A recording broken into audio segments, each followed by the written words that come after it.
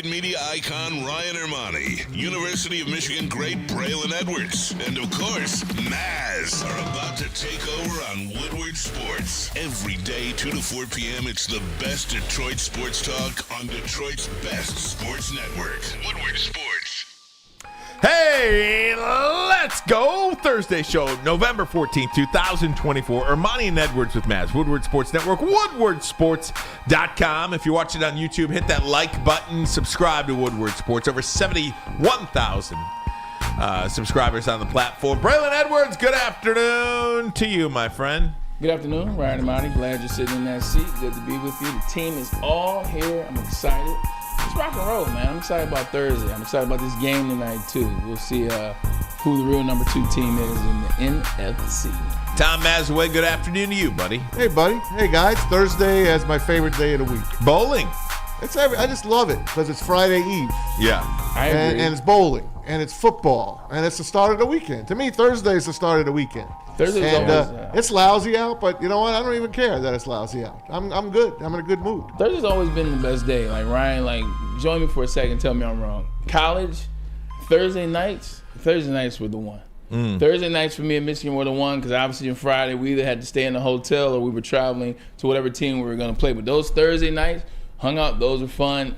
In the NFL, Thursday nights, it's the grown crowd. It's like the restaurants, the lounge club, you know what I'm saying? It's the respectable vibe. Like you said, it's the precursor to the weekend. It's kind of like Thursday Eve. Thursdays, they are the night. And then obviously I'm older now, so Thursday night football is what I'm looking forward to. My days off when I was in the restaurant bar business was Thursday and Sunday. Really? Those were my days off. My days off for the first 13 years of my career were Wednesday, Thursday. Yeah. So Wednesday was a big night. Wednesday was a big night in college for me because they had dollar pitchers at Rick's. Yes. Oh, So it was dollar pitchers at Rick's. Yes. I was there. My college drinking was... My Uncle Rick? It was Monday night, because Monday night football. Okay. And Monday night, you were Wednesday for dollar pitchers, and then Friday, Saturday. Okay. So Thursdays I was off. Thursdays was a study day. Thursday, so mine was Thursday and then Sunday. Or Thursday, Saturday, and Sunday. Oh my gosh. Thursday, you did that break in there. You play on Saturday, you win, you go out because you won. And Sundays because you had Monday off. What a racket college is. Yeah. Seriously. It's What a fancy. racket that It's thing expensive is. all the way It's around. fancy. I talked to my land. daughters, I'm like, what are you doing today? Well, I don't have a class till 6. It's only like 2-hour class. And then how about the next day? I'm off on the next day. I'm like, huh? That's pretty damn good. That's what I'm paying $15,000 plus some living expenses Right. for. Oh my gosh, give me it's a so break. dumb. KJ, Pete Spivak, gentlemen, how are you guys? Hey, can't complain, man. Finally had a journey into beat writing. I've been doing the Motor City Cruise games the past couple of days. Get out of here. Okay. How's that man. going? It's going well. It's going well. So hopefully, they'll continue to have me. But shout out to everybody that was there. Saw Trajan Langdon, saw Dwayne Casey, some heavy hitters in the house. Ish Smith was there scouting apparently. Yeah, So, no kidding. Yeah, man. So shout out to everybody involved, man. You know who you're not going to see? who? Bronny. You know why? Because he don't travel in the G League. He only plays home games. Pete, you good? Yeah, no, I'm Matt's good. I still just mad love Bronny's in the Tom. league. Yeah, doing well, boys. Just ready for a He's nice only show home today games. and ready to entertain our fans. Ain't that something? Absolutely. First of all, his dad said that he couldn't do away games. So where you going to go against Pops? Give me a break. Right. Can't. God, I wish I could have shipped the 2 of them away. Leave LeBron alone. You bring up Triple the double Pistons. last night. You bring up the Motor City Cruise. I want to start with the Pistons. Yeah. I have found myself. I saw you tweeting last night. I love this. Let me rephrase. I am falling in love with this team. Aw. I am. They play hard, and I think what I'm really falling in love with, who I'm really falling in love with, is JB Bickerstaff. This is really the catalyst for my interest in the Detroit Pistons. It's JB Bickerstaff. I have a serious man crush on this guy, and again, I'll tell you why. Yeah. He is setting the tone for this entire organization. It is very rare that a head coach can usurp an owner, usurp a general manager, usurp talent scouts, usurp players, and really kind of do it by himself. And I don't want to say that nobody else in the organization is doing anything. Yeah. That's not what I want to say. But I do feel like with Dan Campbell a little bit, with the Lions, you feel like he's got a strong owner.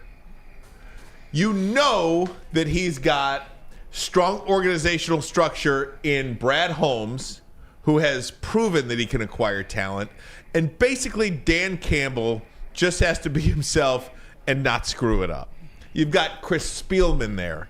You've got Rod Wood there, who, say what you want about Rod Wood. Rod Wood is as good as they come when it comes to business. John Dorsey. John Dorsey is there. There's another guy that's escaping my mind. The guy that got Calvin back in the fold. Mike Disner. Disner. Mike Disner. This entire organization for the Detroit Lions, you can name top to bottom, and they are good. They are set there. With the Detroit Pistons, who do you have confidence in? Arntellum? No. Do you have confidence in the owner, Tom Gores? No. We don't really know anything about Trajan Langdon yet. We just don't. He hired the right coach. I'm not saying he's not get. He did hire the right coach. I like his attitude. I like his attitude, but he's not a proven Brad Holmes type guy yet. So what I'm trying to tell you is that J.B. Bickerstaff has come here and completely just rammed his.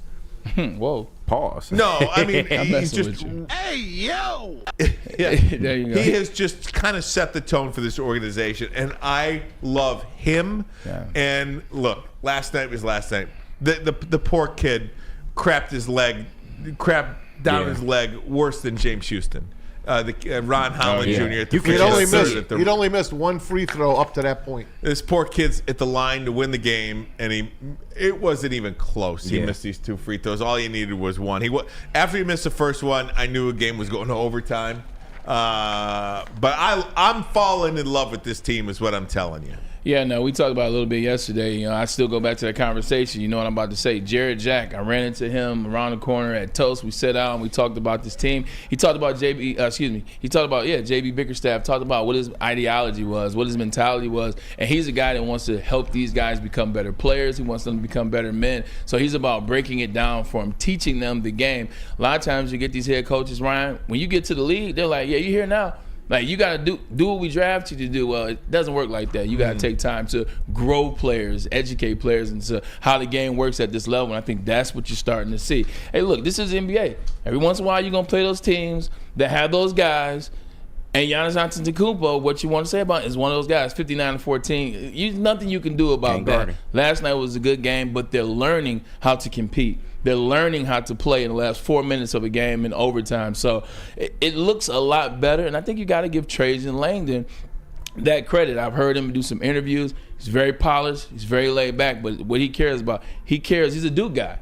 He wants every stone to be turned the right way. He wants everything to have its place, and I think that's what you're starting to see. It looks good. Bickerstaff, he took the Cavs to the playoffs last year. They won 3 a series. times. Won a series last year. He leaves. They let him go. He comes here, and all of a sudden the Pistons are starting to be a cohesive unit. And, by the way, the Cavs are 13-0. One of the best starts in NBA history. So I guess he helped both teams right now. But there's no doubt. The Pistons look like a team now. They do, and they lose in overtime. And they did so. They go to overtime for the second straight night. They did so without Jaden Ivey. He wasn't playing. Without Tim Hardaway Jr., he wasn't playing. And I know the Bucks are off to a tough start, but they should have won that game, and they didn't. And that's a learning experience for this Pistons team. And they were a world champion a couple of years ago. Absolutely. And I'll tell you this much: I have completely, through a couple of weeks now of the season, reshaped my expectation for the Detroit Pistons, and that is playing. Okay. I absolutely believe this team should be a top 10 seed in the Eastern Conference. I don't think that's too much to ask. They will be. I don't think that is too high of a bar to set for this group. I think they have the talent and they have the coaching. This guy's drawing up plays with a second to go. And they work. Yes. Right. When's the last time you saw an NBA coach draw up a play that actually works? Guy did so on 2 consecutive nights and should have won the game. Absolutely. So they blew a 9-point lead with a minute to go. Kudos to the organization and that's the downside. And the Detroit Pistons. Just a couple of show notes for you. Coming up in about 20 minutes from now, we're going to talk to JP Shadrick. He does Jags pre and post. Also, the Doug Peterson Show. We'll get the Jaguars' perspective as the Lions host they've had 1 home game since October 1st. Can you believe that? So the Lions back home against the Jags this week. We'll talk to him in 20 minutes. Taylor Mathis. You on social media? Walking Bets. Walking Bets. Taylor Mathis is going to join us as well. See if she's got a play for tonight and tell you what she's up to. And then, of course, Dr. Pierce, Michigan Sports and Spine, 3:35. We'll talk to him about Sam Laporta. It is likely that he's out this week. It is likely that he's out. We'll talk to Dr. Pierce about that. I do want to transition to this, though, guys. Did you see the report today from On3 that the University of Michigan is prepared to offer Bryce Underwood, the number one quarterback in the country from just down the road in Belleville, a 4-year, $10.5 million NIL deal? I'm the Wolverine. He is a LSU commit. By all accounts, the Wolverine on 3 is the team that broke this news. You see his necklace? I do. It says LSU. Yes. And I had an opportunity to talk to this young man during the draft. He was at the Boys and Girls Club of Southeast Michigan. He was at the Jerome Bettis event. I talked to him. I talked to Brian Kelly. They were there together. Brian Kelly, LSU head coach. This is a remarkable. Did he have an accent, Brian Kelly? Did he Not have a southern this time. accent? No? He's a remarkable young man. And however people feel about paying, this is not NIL. This is pay for play. This is what it is. And let's just call it what it is. And I'm here for it. I am absolutely here for it. If this is what the rules allow within the NCAA today, you have to play within the rules that are provided to you. Otherwise, you're going to have a 5-5 year, just like Michigan is doing now. I don't love it. I don't like it. I wish things were different, but they're not. Right. And this is the world we're living in. You have to adapt. Braylon Edwards, your thoughts? I'm happy because at the end of the day, this is what college football is. You can say what you like about the old school, and man, I wish the days, and I miss when they used to look. I get it, but they don't do it like that anymore. If you want to win, you hear about what schools are spending in the offseason. Ohio State, one loss, what they spend in the offseason. Georgia, what they spend in the offseason. Alabama, what they spend in the offseason. I know 2 of those teams have 2 losses, but it's just the nature of the beast now. And the faster you understood that, it was cool when Jim was here. Like, you still could get kids to come in, buy into Jim Harbaugh, the icon. I mean, look at the Chargers. Obviously, grown men are buying into Jim Harbaugh, too, so it's a proven fact it works. But the winged helmet and Jim Harbaugh and the team, I love it. I grew up on it. That day is dead. It's all about spending money now. It's about spending money on the right players. It's pay for play. And you bring in a guy like Bryce, and he's the number 2 quarterback in the country. Now you start to get recruits to change their tune. How many receivers are going to see Bryce and say, you know what, Michigan did just win the national championship. Michigan is just, and they're a Jordan school. Now you get kids rethinking what they want to do. So this is major. This is what it is. And Michigan has the means. They have the coin. They always did. We brag all the time about what Michigan is, how much money they have. You talk about the who's the owner of the Miami Dolphins? Steve or the Fred Bropons. You have that money. You got to spend it. So they're putting their money where their mouth is and making partnerships to get these kids in here. It just is what it is. And he's in your own backyard. What do we say about Dante Moore? What do we say about insert quarterback here that's been a 4-star, 5-star, and is not even thought about going up the road? I mean, Coach Carr's grandson. Yep, Chad went down to Notre Dame, so it's good that Michigan's starting to put the money where their mouth is because we know they have the resources. I'm looking at 24/7 Sports right now, top quarterbacks in the country. Ready? Yeah. Bryce Underwood, number 1, going to LSU. Do you know who's number 2? Tavion St. Clair. I'll give you one guess as to where he's going. Ohio State. Ohio State. Yep. There it is. He's going to Ohio State. So this is who your competition is, guys. Yeah. If you want to do it, you and here we sit for the last year and a half, last 2 years really. Michigan's got to get NIL. Michigan's got to get NIL. And Michigan now has NIL. Yeah. And they've got one of the most comprehensive NIL programs, operations in the country, in college sports. We think. We believe. That's what I've been told. I had a conversation the other day with somebody in the know on this. Same. I'm not going to tell you who it is. Same. And this is the best, if not one of the best, NIL operations in the entire NCAA college sports. And They feel real good about it. And again, Tavion St. Clair, number 2 ranked quarterback in the country, Where's he committed from, to right? Ohio. Okay, so they're keeping their own. Yep. Going to Ohio State. Number 3 quarterback in the country, Keelan Russell. Where's he going? Bama or Georgia. Georgia. Alabama. Oh, Alabama. Yeah. So, again, guys, I'm just telling you, Yeah. it's very simple. This is what it is. You might not like it, you might hate it, but I love it. Yeah. Okay, let me put my 2 Okay, cents in. please. I'll put my old man 2 No, cents in. and that's fair. Go Okay. ahead. I already know the cat's out of the bag. So let me just say, how do you look at high school sports now? Because now guys are going to be picking their high schools to go. You saw Dylan Raiola. He had like 4 schools. And then he had like 4 colleges. Finally settled on Nebraska, at least for now. How does it change high school sports? How does it change little Robbie Ermanni playing at De La Salle?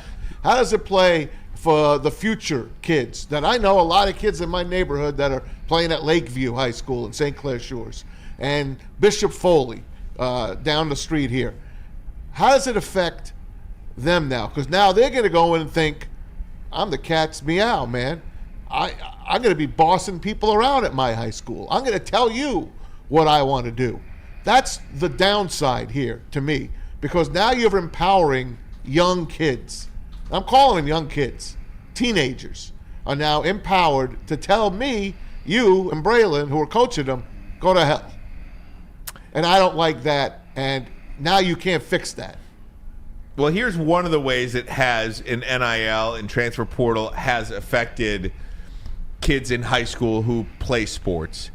Back in the day, these kids now that aren't Division I athletes, but might be Division II athletes or Division III athletes, a Hope College, an Albion College, something like this might offer you a spot on the team. They can't offer, Division III doesn't offer money or anything like that, scholarship money, but they offer you a spot on the team. Well, because of all this transition,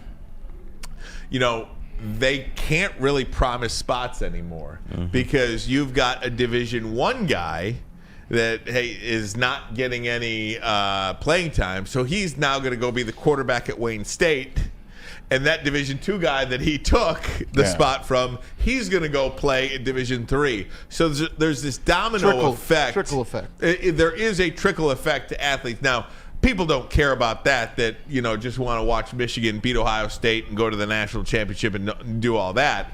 But for those that, do want to play at the next level, be it Division III or Division II or something like that, there is a trickle-down effect for the way NIL has, and transfer portal mainly, has affected that. But again, I'm curious now to see what happens, because I also have heard... this is basketball, too. This is basketball. This is all sports. I also have heard from this individual that I spoke with the other day that LSU does not have this money. How could that be? I don't know. LSU does not have this money. So I anticipate Bryce Underwood accepting this deal and staying at home. I can't imagine why he wouldn't. Let's hope. Unless he just would rather play for Brian Kelly in the SEC over Sharon Moore in the Big Ten. Kelly don't even want to be at LSU anymore. He's done, too. Like 100%. Yeah. The reason why they have more money is because... How come, Bray? Why don't he want to be at LSU? Brian, because it's just not working down there. Like, if you watch the teams, his teams aren't inspired. They don't seem like they listen to him. There's no rapport between him and his players. His players is kind of... They're undisciplined. Like, you watch an LSU game. I watched 2. And both times I watched it, I was like, man, who's this coach? Wait, it's Brian Kelly. You can see there's no connect between the coach and the player. I think the reason why Michigan has more money, it's easy to have money and when you're doing things the wrong way, man. Like, it's easy when you're sliding kids a couple mil, or you're sliding kids a package or a duffel bag and the infamous blue chips, you know what I'm saying, a bag of cash, Ricky Roll style. But when everybody has access to the and money. A tractor. 100. His dad did get that tractor. Yeah. He did. Bush got the house too. He did. But now when you got Michigan, who's putting a comprehensive package together, they're working with other applications like passes and other groups where you're getting that legit money. Now what you're doing under the table at LSU ain't working no more. Now you have to get people that want to work together, and I don't think they don't have organization. I don't think LSU as a school has organization. I don't think a lot of those schools do. Alabama and Georgia, they've been doing it for a very long time. Outside of that, so much carryover. How many coaches has or LSU had? It's always changing hands. Texas A&M, well, they got the money. That's the oil money. It's different. I will say, for all this talk and how I'm for it, this has completely chipped away at my love for college football. Yeah. And maybe in the past, now Michigan's good, I'm all in and all that stuff, what have you. In the past, I have been able to sit there and watch just about any college football game that was on television. I can no longer do that. It just I don't know the players anymore. I don't know the coaches. I don't know the players. I don't know the stories behind the guys. You know, Notre Dame's got a quarterback from Duke who's this. He's a fifth year. Then they had a quarterback from North Carolina or something the year before or something like that. It's like it's the dumbest thing. I saw Michigan State basketball the other night, okay? Let me tell you. Classic? Champions. I flipped on the game. You know who's still playing. And I got up off my chair. Still playing. I got up off my chair. Where's the camera? Right here in front of you. And I got so close. Yep. I was like, you saw it right. I was like, is that Hunter Dickinson? You saw it right. It's his second year. Still playing. 29 points, by the way. He's making a lot of money. He's a pro player. Yeah. Like, at the end of the day, he's been playing in college 6 years now. Right. Like, he's a grown-ass man. He's 23 years old. The only These kids are All-American 17 at that two college schools. money. All-American at both schools. I that's said to right. myself, I'm sorry. Hunter Dickinson should not be allowed to play college basketball. Absolutely He not. just shouldn't. Well, And what I about Michael Penix and Bo Nix? It's the same thing. That was a COVID. Same thing with Hunter Dickinson. How about Jack Tuttle? It's He's 30. so dumb. Yeah. That Only has kidding. completely ruined my love of college sports. I will say this. I was always on the line as it related to the 6-year quarterback because, man, it's just such a different in age in terms of how you prepare for film. Yeah. What you know, your maturity between your muscles and your body. Those quarterbacks had that advantage. They're watching the game from a 25-year-old view. Man, it's 25 versus 18. I know. The strength is different. I remember when we played Utah, my sophomore year in Michigan, we played Utah. They had a safety on their team that did a couple missions and came back. Mathis was born in 77. Mathis was born in 83. He's 6 years older than me. He hit me. It felt like I got hit by Ray Lewis. Yeah, you got hit by a man. It's a big difference. In basketball, though, Ryan, I have to agree with you. Mm-hmm. The discrepancy in basketball is way different than football. When you're 25 in basketball, when you're 24 in basketball, you're so far ahead of an 18-year-old. Yes. So true. Like, it's a different game. They can't do anything with a 7'2" Hunter Dickinson that's 25. What are you going to do? He's a grown-ass man. Right. Wow. It And is he's crazy, fundamentally man. sound. And his coach is Bill Self. It just adds that extra level. Welcome to the new sports, bro. Yeah, Welcome. But again, we always say, what do you do about it? I don't think you can. I don't know what you do make about it it. a You contract can't sport. do anything It's got about to be a it. contract Get your money sport up. at this point. Listen, get your before- money and your transfer portal. There's NIL rules now, right? They don't mean anything because there were no rules prior. You just couldn't pay a player. But guess what? They still did. Now it's just like, okay, you're allowed to pay a player. And no kidding, you're allowed to pay a player. We've been paying them for the past 50 years. And that's just the way it is. Man, there are no rules. We were legitimately a nickel throw away from Tennessee and Clemson not even playing in the conference this year. Tennessee and Clemson both sued to get out of their conferences. Yeah. You can do anything.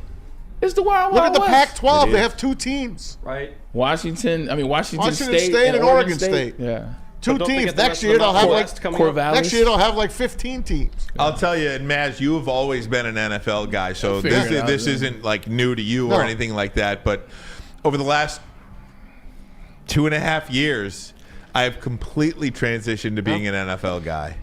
Like college football, and I always share this with Sean Baligian too. Sean Baligian and I think, were two of the only people in the universe that always put college football here Above the NFL. and the NFL here. And I don't know where Sean stands on this now, but I have completely flipped that. I mean, I am all in on the NFL now, number one, and it's not even a close number two. Can I ask you Not a even question? close, yes. If the Lions would have been as good as they are now, always would it have been that case? Perhaps. I don't know. That's such a fair question, and I don't know the answer to it because my whole life. But if you go through, something about College Saturday. But if you go through my childhood, the Lions were good. Like the entirety of the 90s. I mean, I grew up. They were good in quotes. They were good in quotes, but they had we had stats. Barry Sanders. Yeah. Right, I mean, right. Benny Blades. No playoff Jerry wins. Ball. Herman Moore. Johnny Moore. 1991 was the thick of my fandom. Do you think it was also the traditions and the rivalries of college football? Because when you look in today's sport, they are dying out at a very fast rate. Yeah, such a Bo Schembechler disciple as well. Yeah. Such a Bo. Don't forget where I grew up. New York, New Jersey area, that's Not a really. pro area. Yeah. That ain't a college area.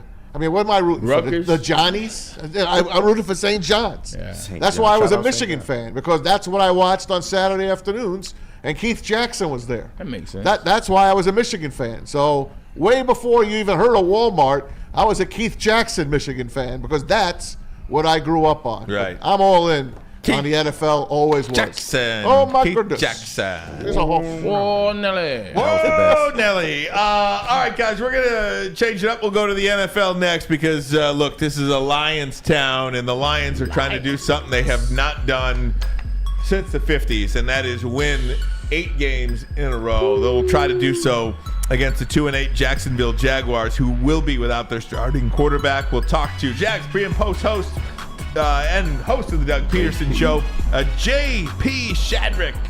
Next, we'll do that. But first, another message from us here at WSN in coordination with Les Stanford, Chevrolet, Cadillac, Buick, GMC. Woodward Sports and Les Stanford want to reward you for outkicking your coverage. That's right. If your significant other is hotter than you, you could win tickets to the Thanksgiving Day game in Detroit. Find the best pic of her with the average-looking you and post it on X or Instagram with the hashtag Woodward Tickets. Tag at Woodward Sports and follow us to enter. We will announce a winner on November 25th. Outkick your coverage from Woodward Sports and Les Stanford, Chevrolet, Cadillac, Buick, GMC in Dearborn and Ferndale. And bring your hot trophy wife with you to the best Lions pregame watch party and pregame show. You can join us at Detroit's very own Second Best Bar this coming Sunday, 10 to noon. Located at 42 Watson Street for the ultimate fan experience. Enjoy some smooth Tullamore Dew Irish whiskey while catching the Woodward Sports Lions pregame show. The best Lions pregame show in all of Detroit and better than the flagship, only at the Second Best Bar. Come get some. New Holland Brewing Company Lions pregame watch party. Every Lions home game live from Second Best Bar, Detroit. Enjoy the pregame hype with a live broadcast every week with Woodward Sports personalities like Neil Rule, Sean Belegian, and the Heavyweights.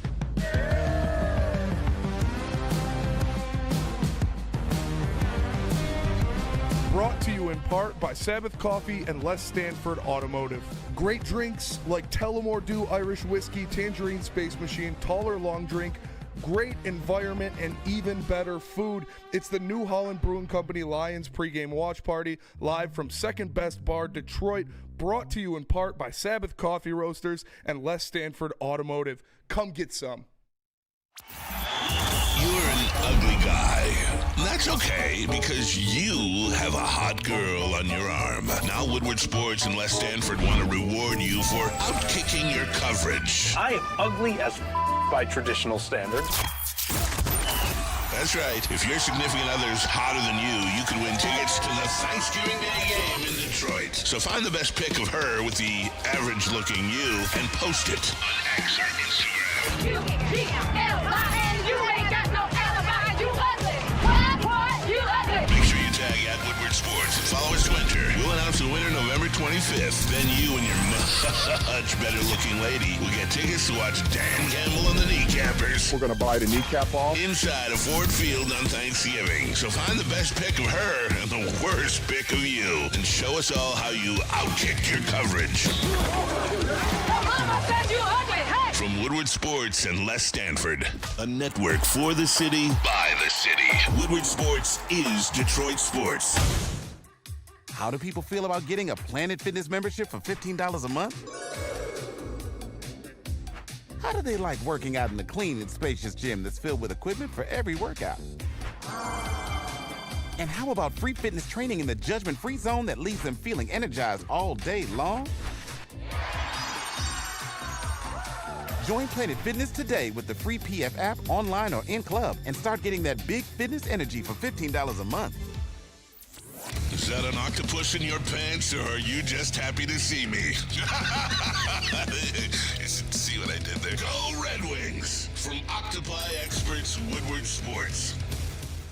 This is one small step for man, one giant leap for IPAs. Y'all know what it is, man. Tangerine Space Machine, the easy drinking IPA with out-of-this-world flavor, man. It's smooth and juicy with a refreshing crush ability. Take your taste buds to the moon, and we mean literally, with Tangerine Space Machine, the official beer. That's why you muted. I see you over there. The official beer of outer space, brewed right here in the great state of Michigan by New Holland Brewing Company. I think no different than what I think we just faced a team in Houston that felt like their back was against the wall. I think they that's how they approached that game, and and they brought it. And I would expect nothing different out of this team. I mean, I would expect we're going to get their best game of the year, and same with the Colts after that. So, and same with Chicago after that. Same with Green Bay after that. So we're going to get everybody's best shot, and you have to understand that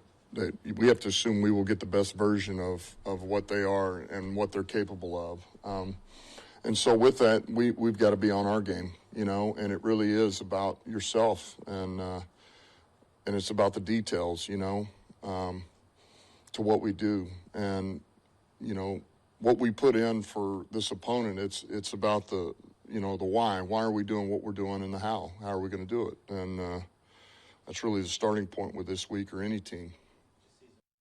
That's Dan Campbell talking about the opponent this week, the Jacksonville Jaguars. For more on the Jags and the Lions, let's swing it out now to our good friend J.P. Shadrick, who is the pre- and post-host for the Jags, also the host of the Doug Peterson Show.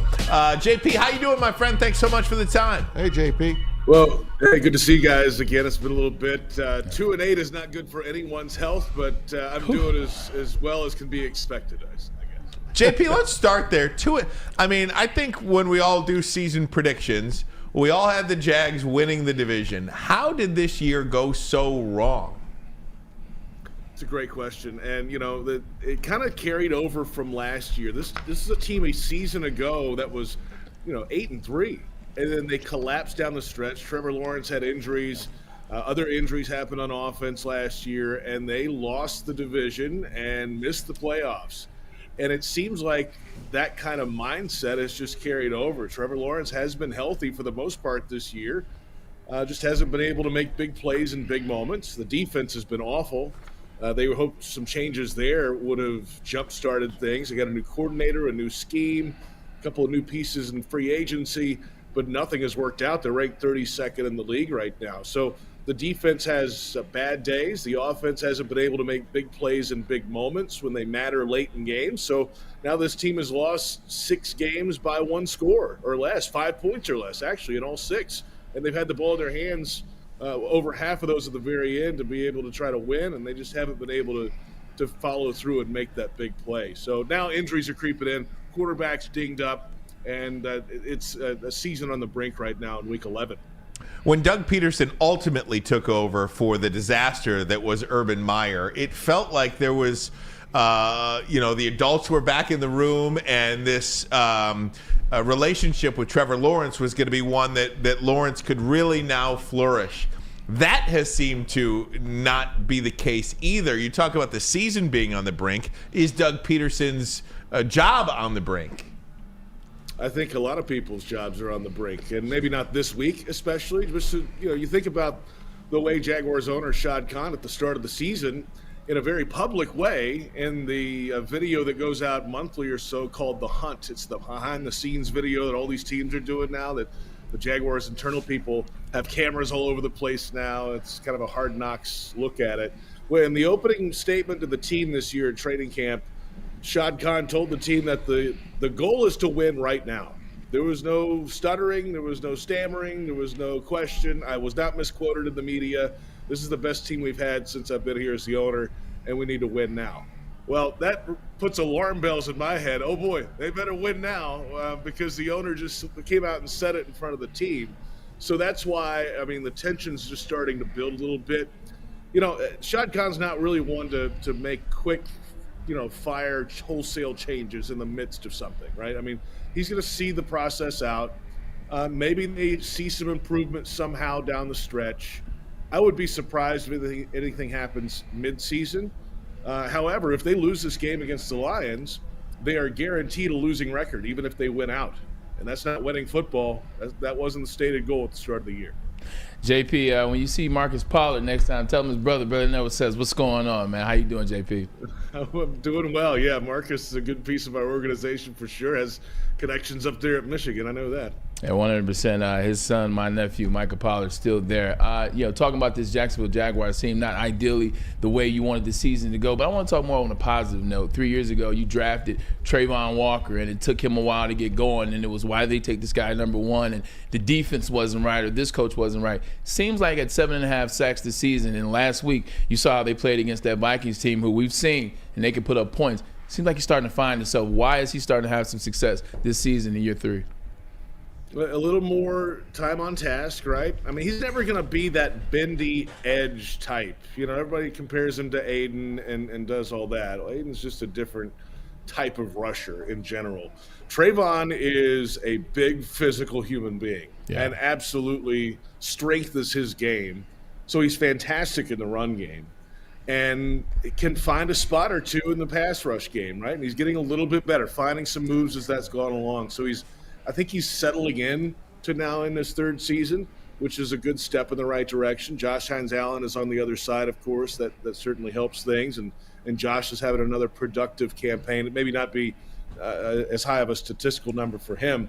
But for Trayvon, I mean, he's the guy that, there's a pile, right? And you're looking to see who's getting up slow, and you just hope to goodness it's not 44. Like, if it's him, then, I mean, he's the best, I think, all-around player on this defense right now. He may not be flashy. He may not be flashy, right? It is saying a lot. And the defense is not playing well, let's be honest. But, like, he's got things that you need to have a cornerstone player to have. And they don't have many of those guys around here, to be quite honest with you. So if he goes down, that's a real problem. So I hold my breath every time because you need him to continue to ascend, to have some kind of base foundation moving forward on defense.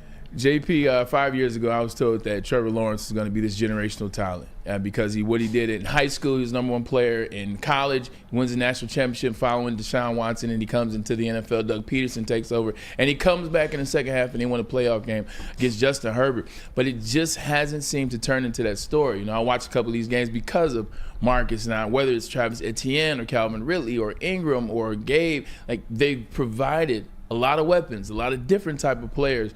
It just hasn't seemed to work. What do you see when you watch number 16, Trevor Lawrence? What do you see? I see a quarterback who, yes, they invested in a lot of weaponry around him over the last couple of years. They drafted Brian Thomas Jr., of course, in the 1st round to go with Gabe Davis, who they brought in free agency. They'd already paid Christian Kirk already. So, I mean, that was kind of the idea going into this season. But there, it just seems like in big moments late in games, like we had talked about, the wrong decision is made. Or, there was a game a couple weeks ago where the Jaguars had the football, and it was, it's inside 2 minutes, minute 40 to go. It's 1st down. There's time they could even run the ball there in theory, but they decided to throw to the left side of the end zone to the 3rd-string running back in single coverage against Kobe Dean, who makes the play and the interception. Instead of throwing it into the stands and, hey, that's okay, we can go to 2nd down, he tries to force it in these windows sometimes, and he just hasn't grown out of that. There's some key decisions that are made from time to time that you just kind of scratch your head still with Trevor. He's an aggressive running style, and that's what's got him on the injury report right now, his left shoulder. He went headfirst diving before halftime a couple of weeks ago, and really for no reason whatsoever. And comes up with an AC sprain. So there you go. And now he hasn't played for 2 weeks, and there's question marks about him for the rest of this season. That's Trevor, though, and you like his aggressive style. You wish he'd make some better decisions. He has the arm ability to make throws. Does he have that instinct, that killer timing instinct that a quarterback has to be able to read, react, and get his team down the field in a key moment and finish? We haven't seen it yet. They think it's there, as they're paying him for 6 more years after this season, so it's darn sure going to be found out or not. JP, it's Maz. Thanks for joining us. Hey, the Giants and the Jags are 1-2 right now, the 1-2 punch in the draft. They both have a quarterback that has won a playoff game, but they both have a lot of questions about those quarterbacks. I know the Giants are pretty much done with Daniel Jones. Do you think the Jags will get another quarterback in the draft coming up in the next year or two? I think they'll have to. Let me answer this way. To answer your question literally, yes, because Mac Jones is in the final year of his deal, and at some point they're going to draft somebody, whether it's a 7th rounder, 6th rounder yet. So I'm kind of skirting my way around your idea of what you meant by that question. I get it. Ownership believes in the quarterback. We'll see what ownership believes in the leadership around the quarterback in the coming weeks, and if there are changes, does that new incoming leadership believe the same way? I think that'll be a big piece of the conversation going into whoever's hired if they are to make changes. We're a long way from that still. But I think he's here. As of right now, unless something drastic is to change, he is the franchise quarterback for the Jacksonville Jaguars, and you might have to kind of rearrange some furniture around him to make sure he gets comfortable again and finds a way. But we're not quite there yet. That's the hard part about the season. It's week 11. We're 2 weeks of Thanksgiving. We're already talking about the draft. Yep. Like how in the world does that happen? And if they end up with the number 1 pick, they'd be the first team ever to have the number 1 pick in a 5-year span 3 times. Wow. That is impossible. And I would be shocked if the same guy picked all 3.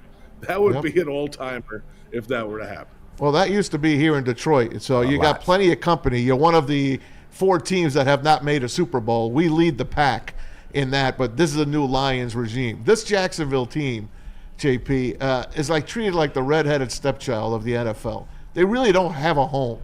They're vagabonds. They play in England. They're playing it at home. Now their stadium is going to be redone. I think, is it next year or the year after? Where are they going to play? What is happening with this franchise? Well, the new stadium is slated to open in 2028. It is being renovated technically on the same site as the old one, but basically it's a renovation almost down to the studs. The team will play in Jacksonville in the stadium in 2025.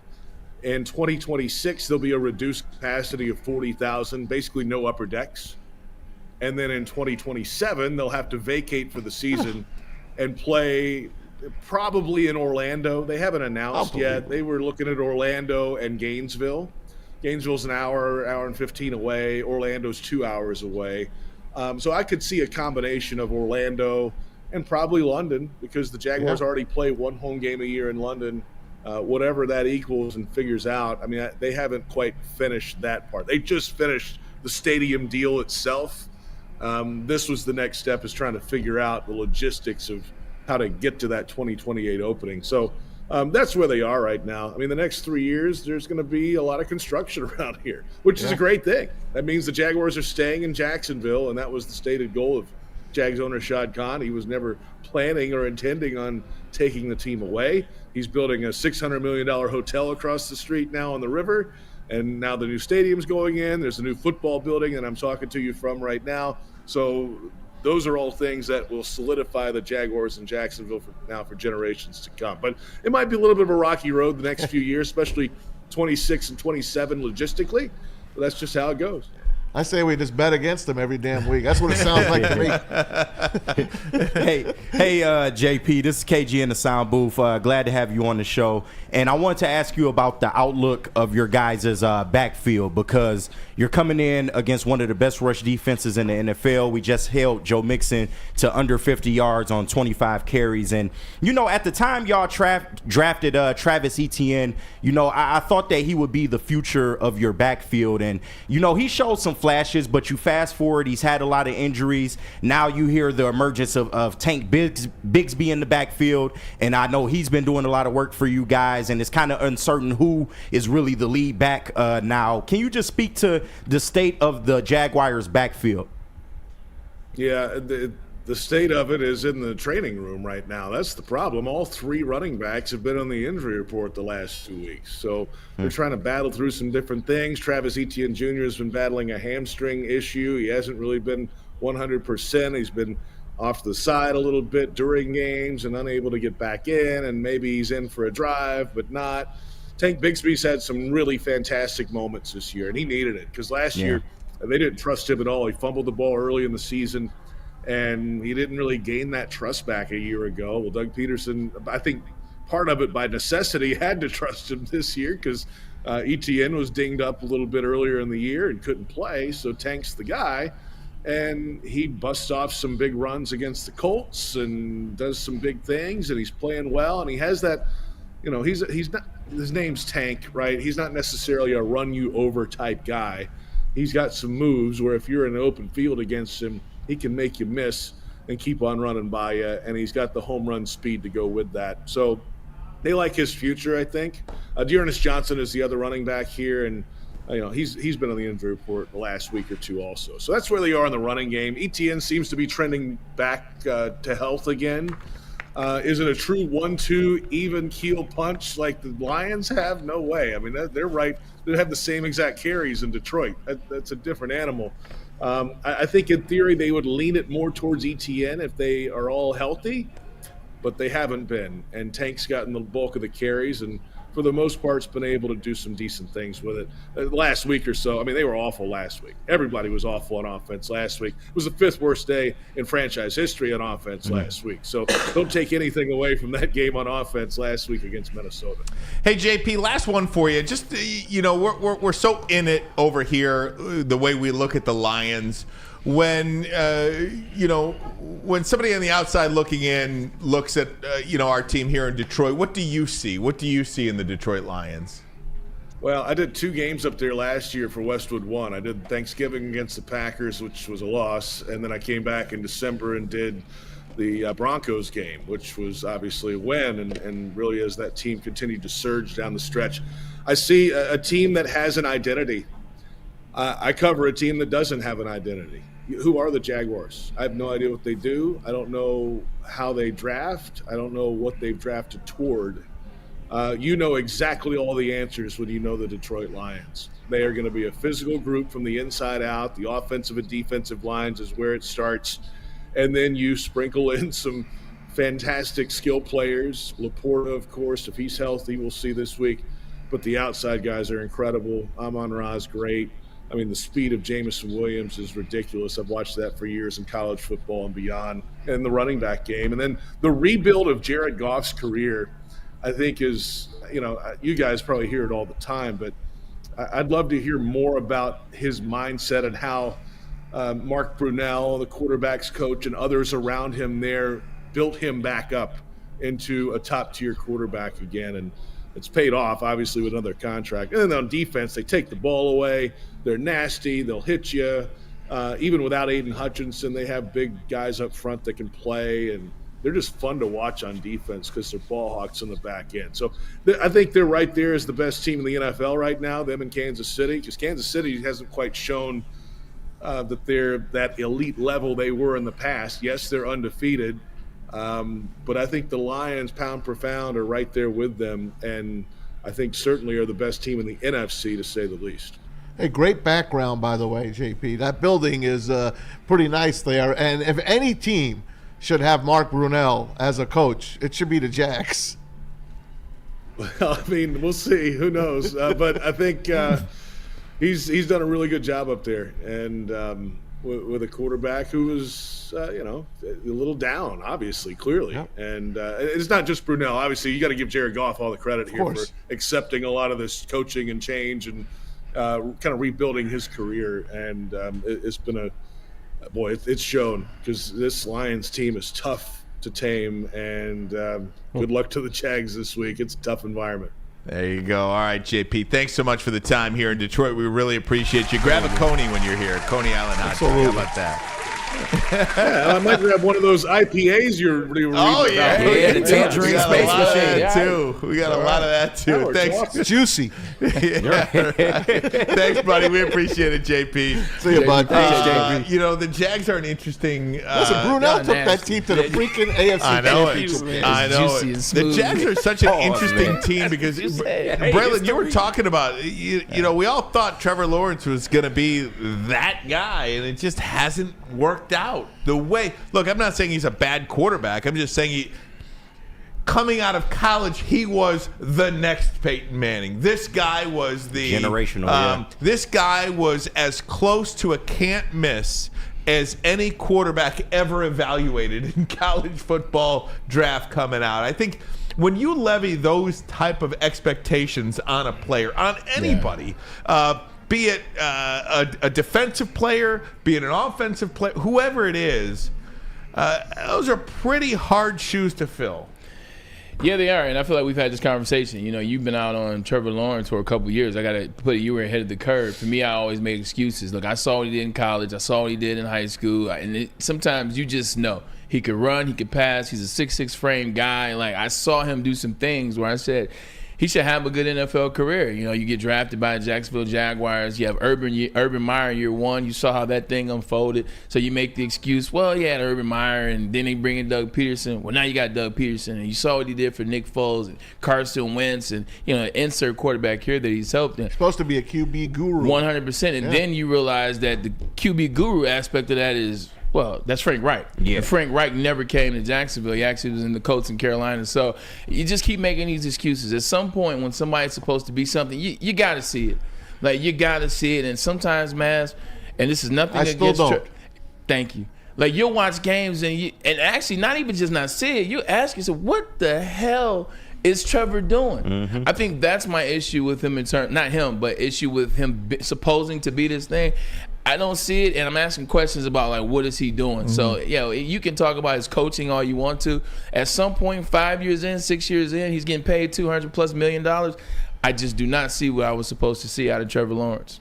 I would still take a chance on him if I was an NFL. I would. No doubt. Not for $250 million, but I would take a chance. Just in the couple minutes left, leading up to the top of the hour here, I want to play this for you. Dan Campbell talking about Zadarius Smith and what those expectations are for this guy, because he is going to start. He will be on the field this week, and he's going to get a huge ovation. Over-under on Zadarius Smith this week is a half a sack, and I think he's going well over that, right? Oh, yeah. I mean, I just made that up. I don't know. I just made that up. You're making stuff. I was getting excited. I'm sure you can get a number on it. That guy's definitely getting a sack this week, right? I agree. Oh, yeah. He's definitely getting a sack this week. All right, here's Dan Campbell. I'm not going to be looking at the stats. I just want to know that he's doing his job and he's as productive as he can be in that. So, no, I can't say that I'm putting these, I'm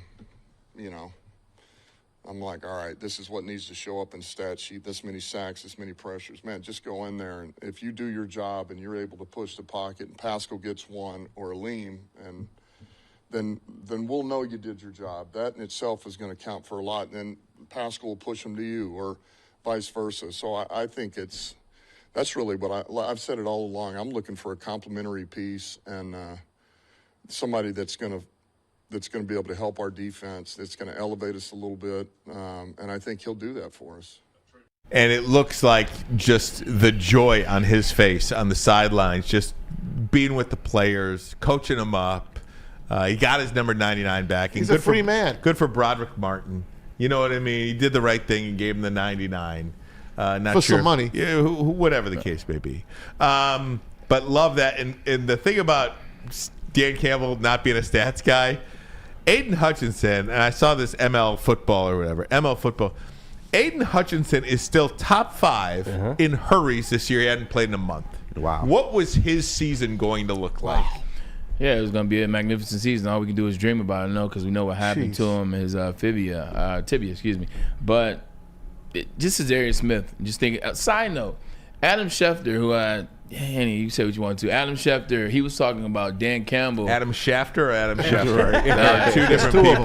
This is Schefter. Okay, Schefter. This is the real. This is the legit individual. New York Porch or Post? The Post. Okay. He was talking about Dan Campbell's post-game locker room experience. You know what I'm saying? Like when we watch the videos, we play him on the show, talk about how happy and the energy that's in that room. He was saying it's not mirrored anywhere in the NFL. He said regardless of who's winning, it looks great. He almost said he wanted to shout out the Lions PR people, PR social people. So shout out to the Lions because they're getting it in all aspects. So I thought that was cool. But Zadarius Smith, I mean, you look at what he's done in the league and look what he's done in this particular year. Like, he's a guy that gets to the quarterback. He's a guy that plays the game as well as he can play. He gives all his energy. He's a high-motor guy, high-energy guy.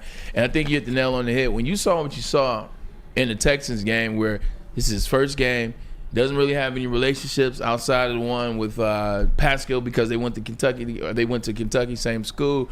He's coaching, he's talking, he's teaching, he's into the plays, he's on his knees kind of like figuring out what's going on, pause. That's the energy that you want to see. So I'm excited to see what it's going to look like. They don't miss. Ryan, we talked about this. Who was the guy that they wanted to get in the preseason? They wanted to, before the season, it was Jerry Sneed. Yep. Say they went with Carlton Davis. Carlton Davis, look at what he's done for this team, the leadership, when you needed the most. Well, I haven't really seen him make any plays. Well, here's 2 interceptions for you. Here's 2 interceptions, and we're going to shut out this Texans team in the second half. They go after the right guys. Now it seems Carlton Davis is the right move for this team. Zadarius Smith, we want this guy and we want that guy. This was the right move for what the Detroit Lions have going on in this defense. That interior is so good for the Lions right now. You didn't need Max Crosby. You didn't need Myles Garrett. You needed a guy to be a complimentary piece to go with DJ Reader and Lee McNeil, who are wrecking shop on that defensive line, man. Who would have thought we would have been talking about how good our defensive interior was 2 years ago? Last year, we didn't have that. So he just needs to be a complimentary piece because the line is set up. It's not accident what they're doing in the second half of games. Like, this defensive line is good. Maybe those Kentucky Wildcats, Pascal and Zadarius Smith can really go and that's something. And make something out of this. No doubt. Together. It'd be good. Let's see what they got. All right, guys. Hey, coming up next, it is a gift that we're going to give to y'all next.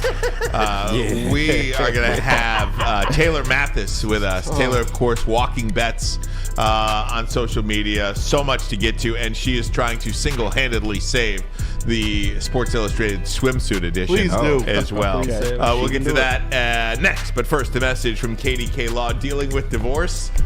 I might need one after this Taylor Mathis segment.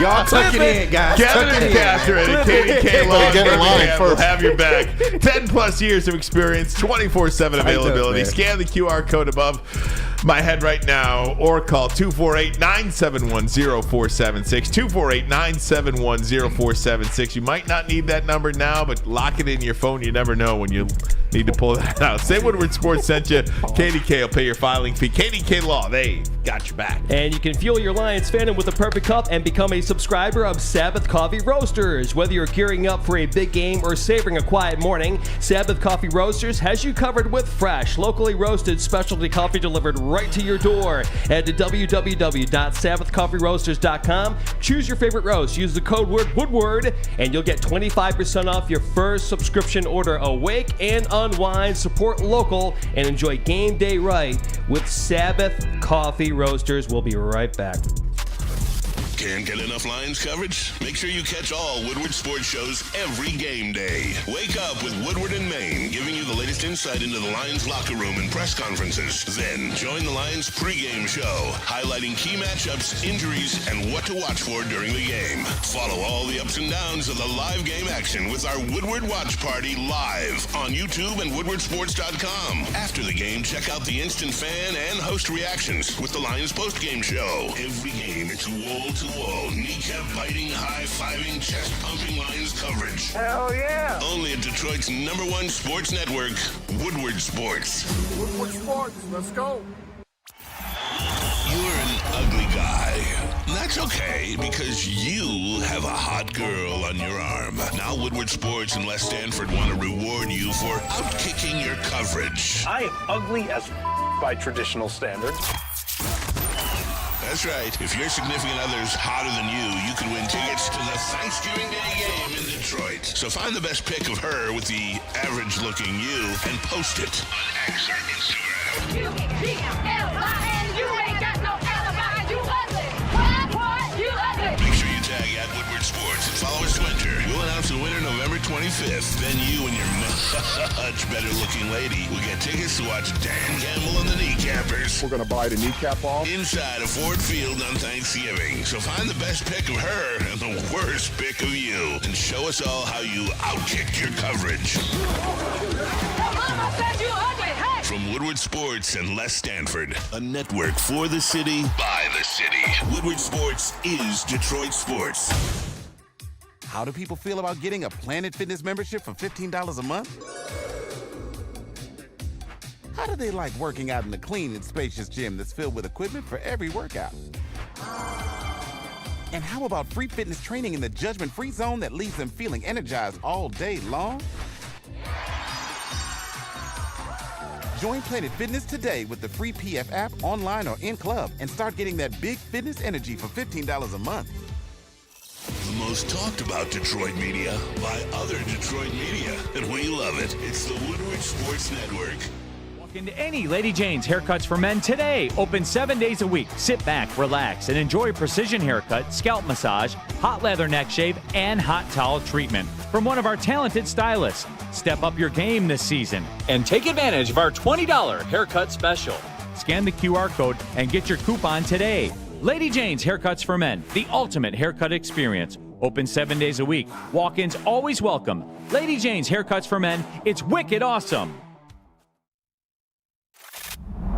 Love Woodward Sports? Love wearing clothes? Then you should be wearing Woodward Sports clothes. Check out our full line of merch at woodwardsports.com. Just click on Shop. We have all your favorite designs, like Dan Campbell kneecaps, Woodward Golf, and of course, our own logoed out merchandise. Men, women, infants, kids all love Woodward Sports. Impress your friends. Impress your boss. Impress your dog. Buy Woodward Sports merch today.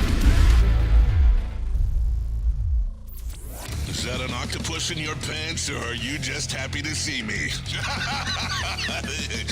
See what I did there? Go Red Wings! From Octopi Experts, Woodward Sports. Hey guys, it's Mark White time. Dreaming of a new home but feeling in a financial pinch? Well, Mark White and Associates, your trusted real estate experts, are here to help. Mark White and his team will pay up to $5,000 of your closing costs. That's $5,000 right off the top. Call Mark White and Associates today, 248-290-8242. Hit him up online as well, markwhitesells.com. Call Mark White and his team today, 248-290-8242, to make your dreams come true. Hey, welcome back. Hour number 2 of the program. Ryan Ermanni, Braylon Edwards, Tom Mazaway. We promised you a gift, and she's one of our favorite follows on social media. She single-handedly wins a lot of us money on the daily. If you're smart. And she is also single-handedly trying to save the Sports Illustrated swimsuit edition. She is the one, the only, Taylor Mathis. Taylor, how are you? Thanks so much for the time. Guys. Hi, T. I'm getting in the middle. There we go. There you How go. are you guys doing? Fantastic. We are huge fans of yours.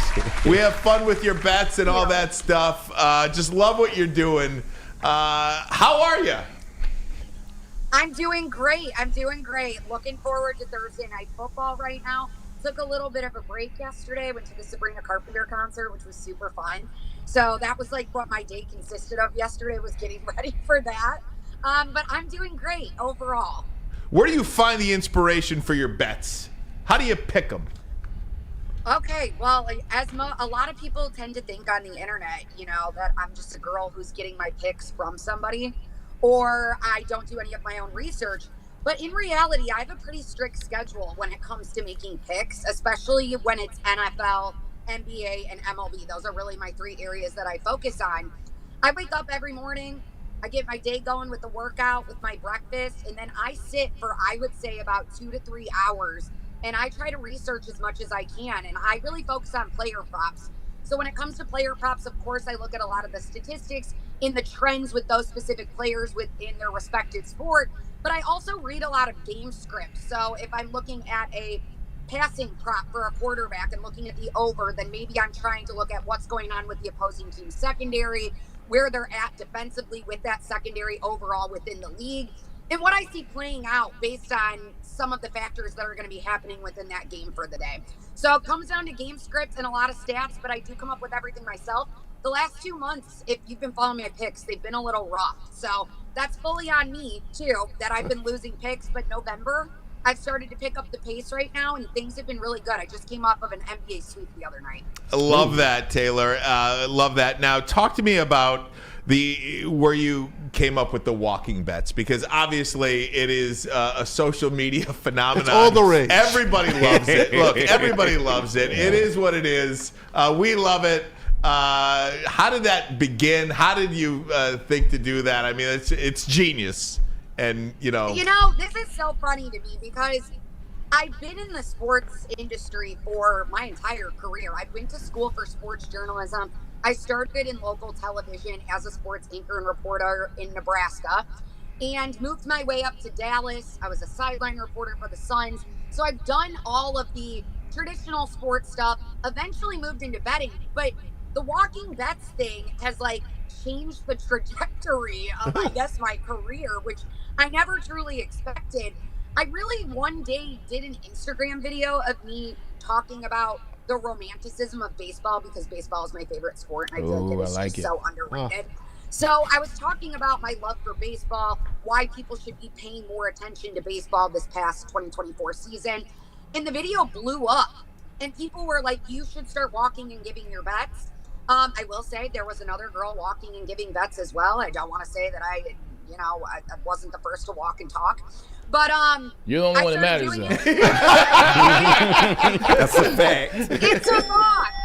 Yeah. It took off. So it's taken off for me. It's weird, honestly. I was actually out with my friends this weekend watching college football, and groups of guys will come up to me and be like, can we take a picture with you and stuff? And I'm like, yeah, I guess. I don't know. It's very weird. It's really cool to see how it's evolved on the internet over the last few months, but I guess it's a blessing.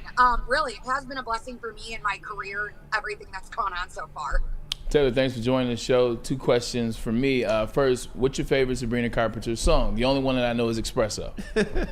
Oh, well, you've got to start listening, because I promise you her Short and Sweet album is a no-skip album. Okay. It is so well done, and I'm not I'm a big music person, though. A lot of people don't know I actually grew up doing theater and singing my entire life. So I'm a big music girl. Sabrina Carpenter is extremely talented. My favorite song is Good Graces or Sharpest Tool. Those are my 2 favorites. She's just a good female empowerment singer, and her concert was so entertaining. I enjoyed every single minute of it. I would go back again. It was so good. I'm glad you had fun.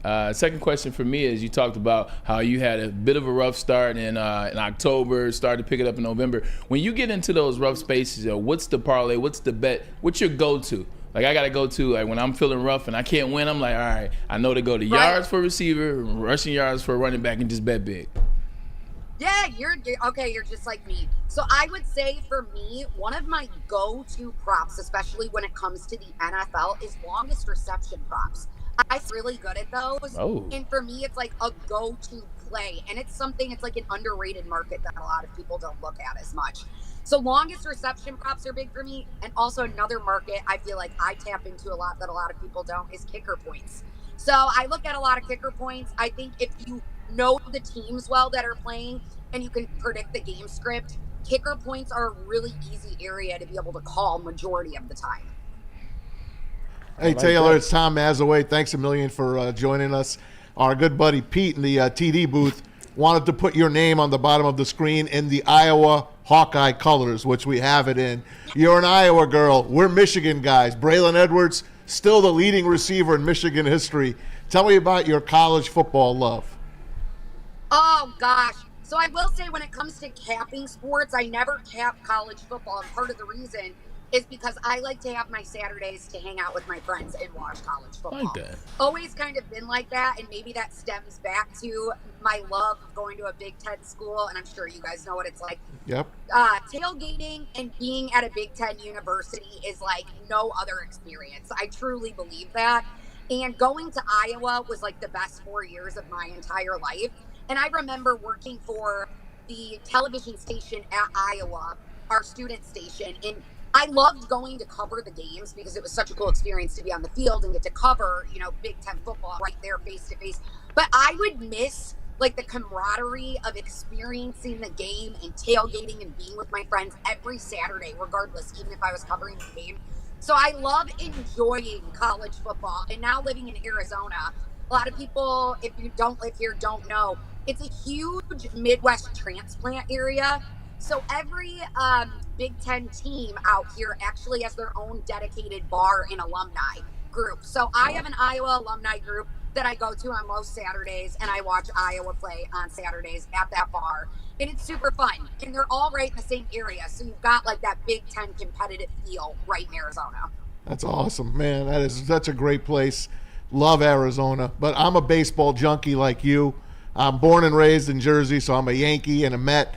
I'm here in Detroit for 31 years, and I loved what our Tigers did. I'm against the Dodgers. Now they're going to get Roki Sasaki from Japan to add on to that team. I cannot stand him. Roki Sasaki. Oh, he you're is a sicko, monster. Maz. He You're is sicko. a monster. The new up-and-coming pitcher. He is unbelievable. Who's your team? Who's your squad, Taylor? Oh, man. Do you see this right here? I am a gigantic Cubs fan. The biggest Cubs fan. I mean, there's a lot of big Cubs fans, but my love for sports and my love for baseball started when I was 5, and really I credit it to my papa for getting me into sports. He took me to my first game with my sister and my cousin. And my cousin, Austin, he was the only boy, and I think my papa thought he was going to be the one that was super into it, but I was so into the game of baseball, and he taught me how to do a scorecard. And from then on, I would be at home and I would do my own scorecards on the couch, and I watched every Cubs game. And I became very infatuated with the Cubs specifically, especially like 2003, Derek Lee, Aramis Ramirez, Moises Alou. Those were like my guys. You want Javi Baez back, Taylor? You want Javi Baez? You're going to have Javi Baez back. We good. He hasn't done any. You know what's really sad? Since 2016. 2016 team, you watch them, and all of them, have moved on to other teams, and they are not like they don't do anything for their new teams. I feel bad. Like Javi Baez, Chris Bryant on the Rockies, even we just saw Anthony Rizzo do absolutely nothing in the World Series for the Yankees. So Anthony Rizzo, though, he still will always be my favorite Cub of all time. But the Cubs are like my first true love in life, I always say, and they are really what got me into sports. I went to the World Series in 2016. It is by far my favorite sports memory. I actually went with my noni and my papa. So it was a cool full circle moment. They took me to my first game, and then we got to experience the World Series together. So I have a deep love for baseball. I don't think it will ever go away. It's hard when you have such a family tie to a sport. It's hard to break that. Amen. Hey, Taylor, KG in the sound booth. Pleasure to talk to you. I'm actually one of your newer fans. Just found out about you yesterday, but I am sold to say the least. Just wanted to ask you about our team here. Hey, watch it, man. We wanted to ask you about our team here in the Lions. They are one of the best offensive teams in football, and I was looking at the spread for this weekend, and they are a 14-point favorite. I still believe is what the number is at. What do you feel about the spread? Because the Lions seem to obliterate whatever spread. It doesn't really matter. But what do you feel about the Lions spread of 14 points? Lay the 14 points with the Lions. I've got to say, I'm a Cowboys fan, unfortunately. My dad, God born bless and you. raised into it. And every day this year, I have thought to myself, is this my year I switch my fandom? Because it's been a rough one, and it continues to be rough right now for us. I actually tweeted last week during the primetime game Sunday Night Football, the Detroit Lions are America's new team. Like, without a doubt, and I'm saying that as a Cowboys fan, I find it so hard not to root for them. The way that they come together, I feel like the camaraderie they have in the locker room. And sounding them out at halftime on Sunday Night Football there against the Texans when they were down big. You've got Jared Goff throwing 5 interceptions, but they went back to the basics. They go to their offensive weapons and Amon-Ra St. Brown, give it to David Montgomery, let him run that ball, and then right back in it, they come away with the win. And I'm like, that's what extraordinary teams do. I would love to see them win it all this year. So I'm with you guys on the Lions, and I say lay the 14 points. They've proved that offense can do anything, especially against a Jags team that's like abysmal this year. Amen. Hey Taylor, this is Pete Spivak here. I am the one of the gambling gurus here at Woodward Sports. Not as good as you, Taylor. Not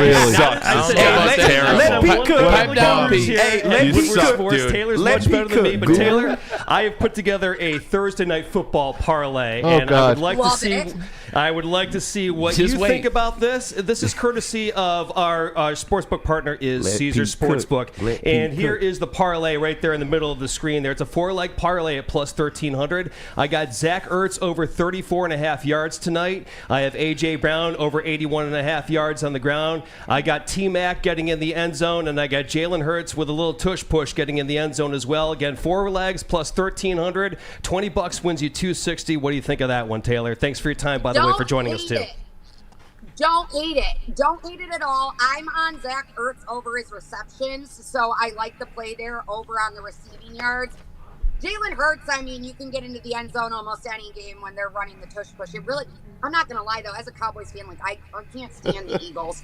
And the tush push bothers me a lot. So, but it happens nearly every game. I like it overall. I'm curious, what side are you leaning on, though, tonight? Are you going to lay those points with the Eagles, or are you looking for a cover from the Commanders tonight? I would lay the points with the Eagles. 4 right now. I would lay the points with the Eagles, Taylor. I mean, how do you feel about that? Because I really think that the Eagles might take it to the woodshed for the for the Commanders tonight. Interesting. I'm on the opposite side. Okay. Good. I think I'm going to take the points tonight with the Commanders. I've been looking at it. About 63% of the public money right now is on the spread and on the Eagles money line. Yeah, we're seeing the line move in favor of the Commanders. So that, to me, is always fishy. It's always weird, and I think that I'm probably going to take the points with the Commanders tonight. Every game, Jaden Daniels and that team really proves to me that they can step up to the plate. That game last week against the Steelers was one of the best on the slate besides the Lions-Texans game. And I think that showed play up to any competitor. And I think people count out that defense a lot. But last week against the Steelers, who have a stout defense, their run defense looked very good. And the Eagles run a lot, 55% of the time. So I'm looking for them to hopefully continue that and be able to stop that run game with the Eagles a little bit tonight.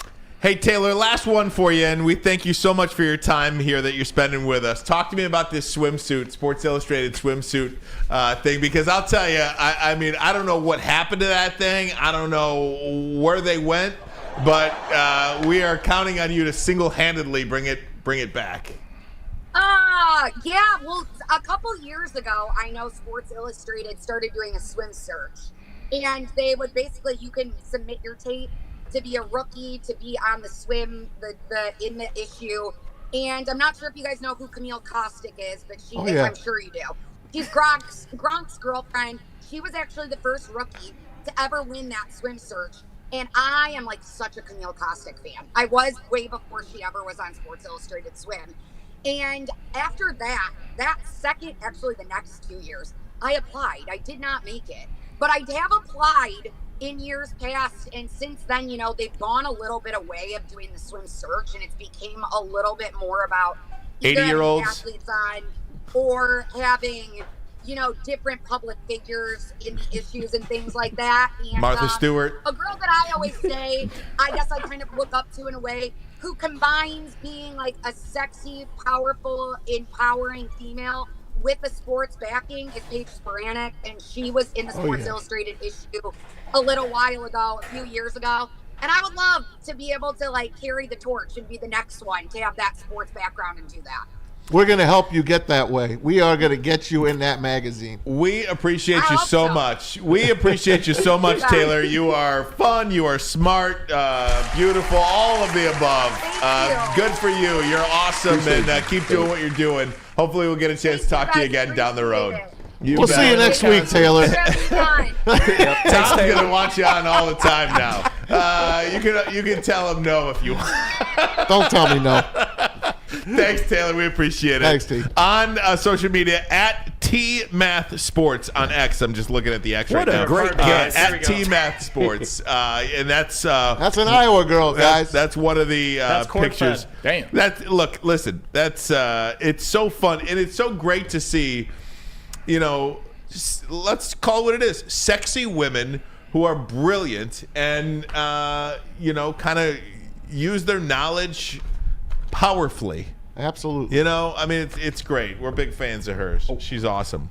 Yeah, I got to tread lightly. Good job with the bets. You're right. Good job with the bets. All right, good stuff, Great guys. guess. We're I gotta cover my butt. going to take a break. When we come back, we'll go around the NFL. Lots to chew on here. It is a Thursday. We gotta keep going to show.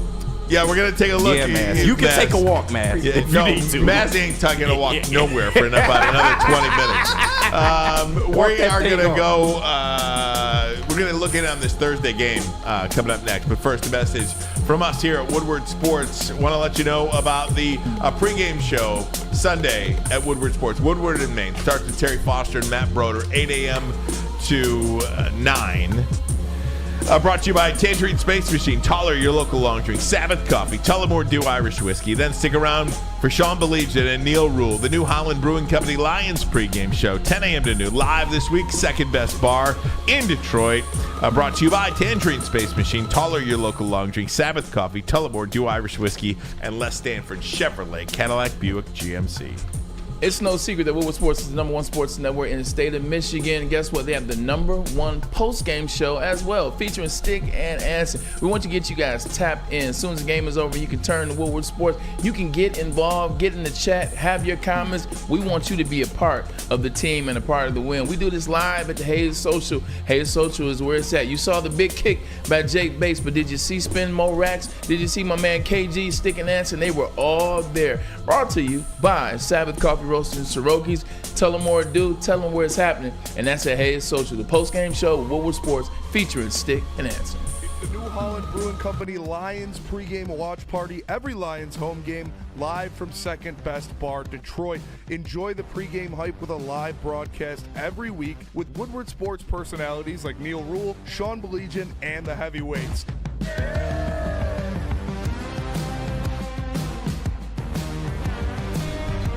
Brought to you in part by Sabbath Coffee and Les Stanford Automotive.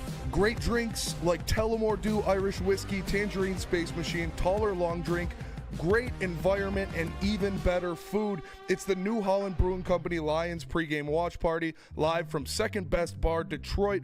Brought to you in part by Sabbath Coffee Roasters and Les Stanford Automotive. Come get some. You're an ugly guy.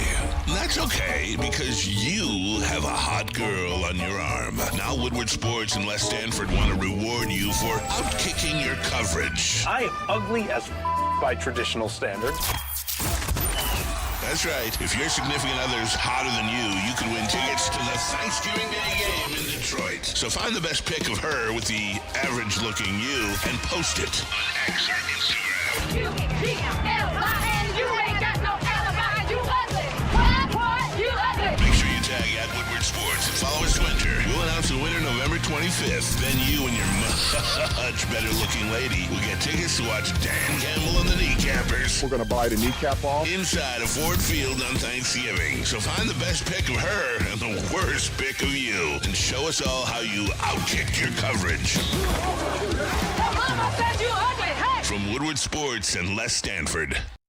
A network for the city, by the city. Woodward Sports is Detroit Sports. How do people feel about getting a Planet Fitness membership for $15 a month? How do they like working out in a clean and spacious gym that's filled with equipment for every workout?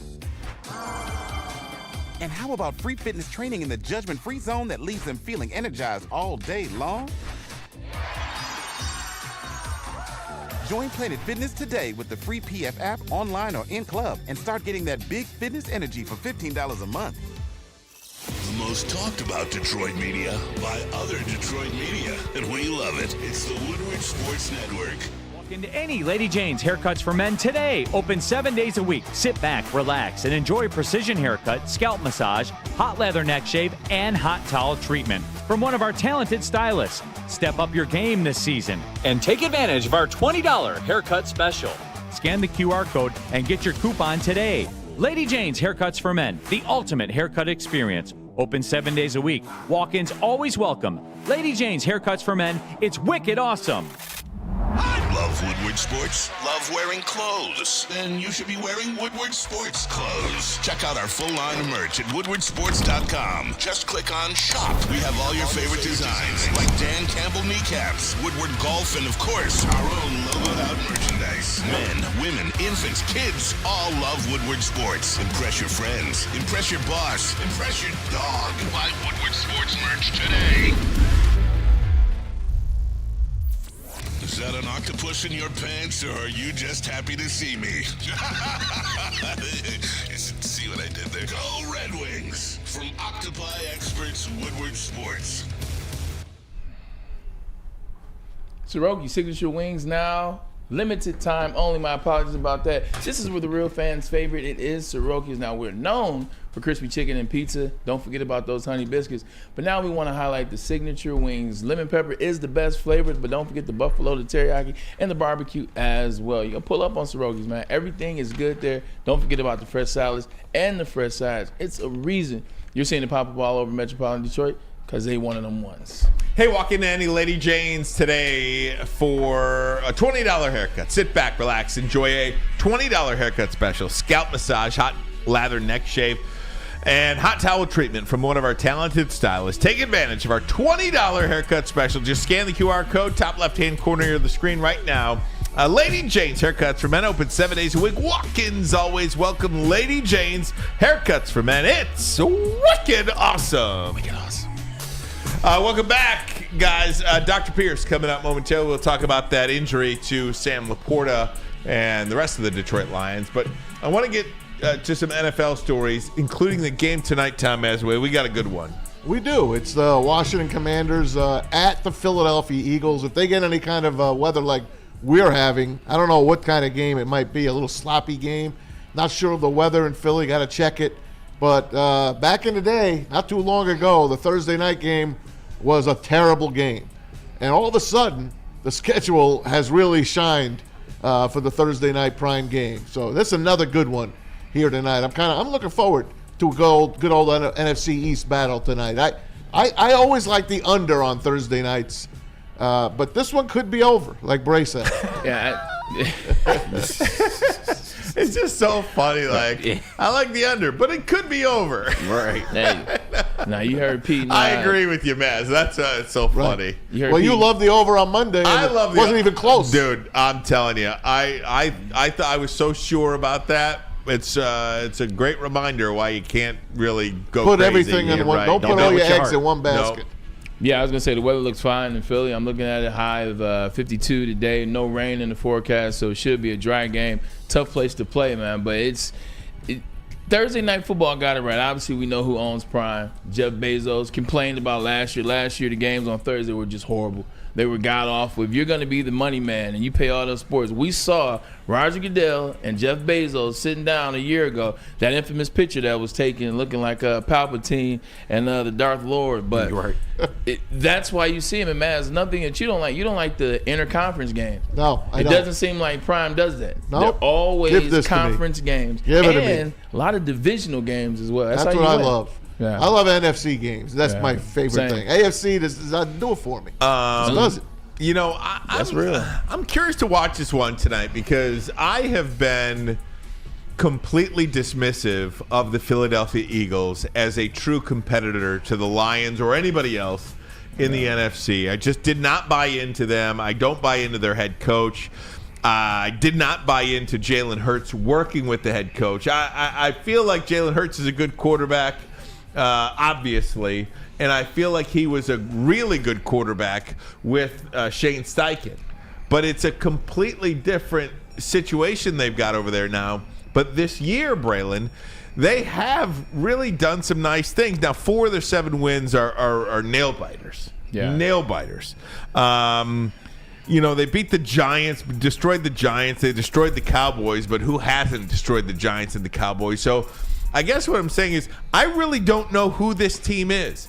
They won that wild one against the Packers on opening night in Brazil. But outside of that was an ugly game.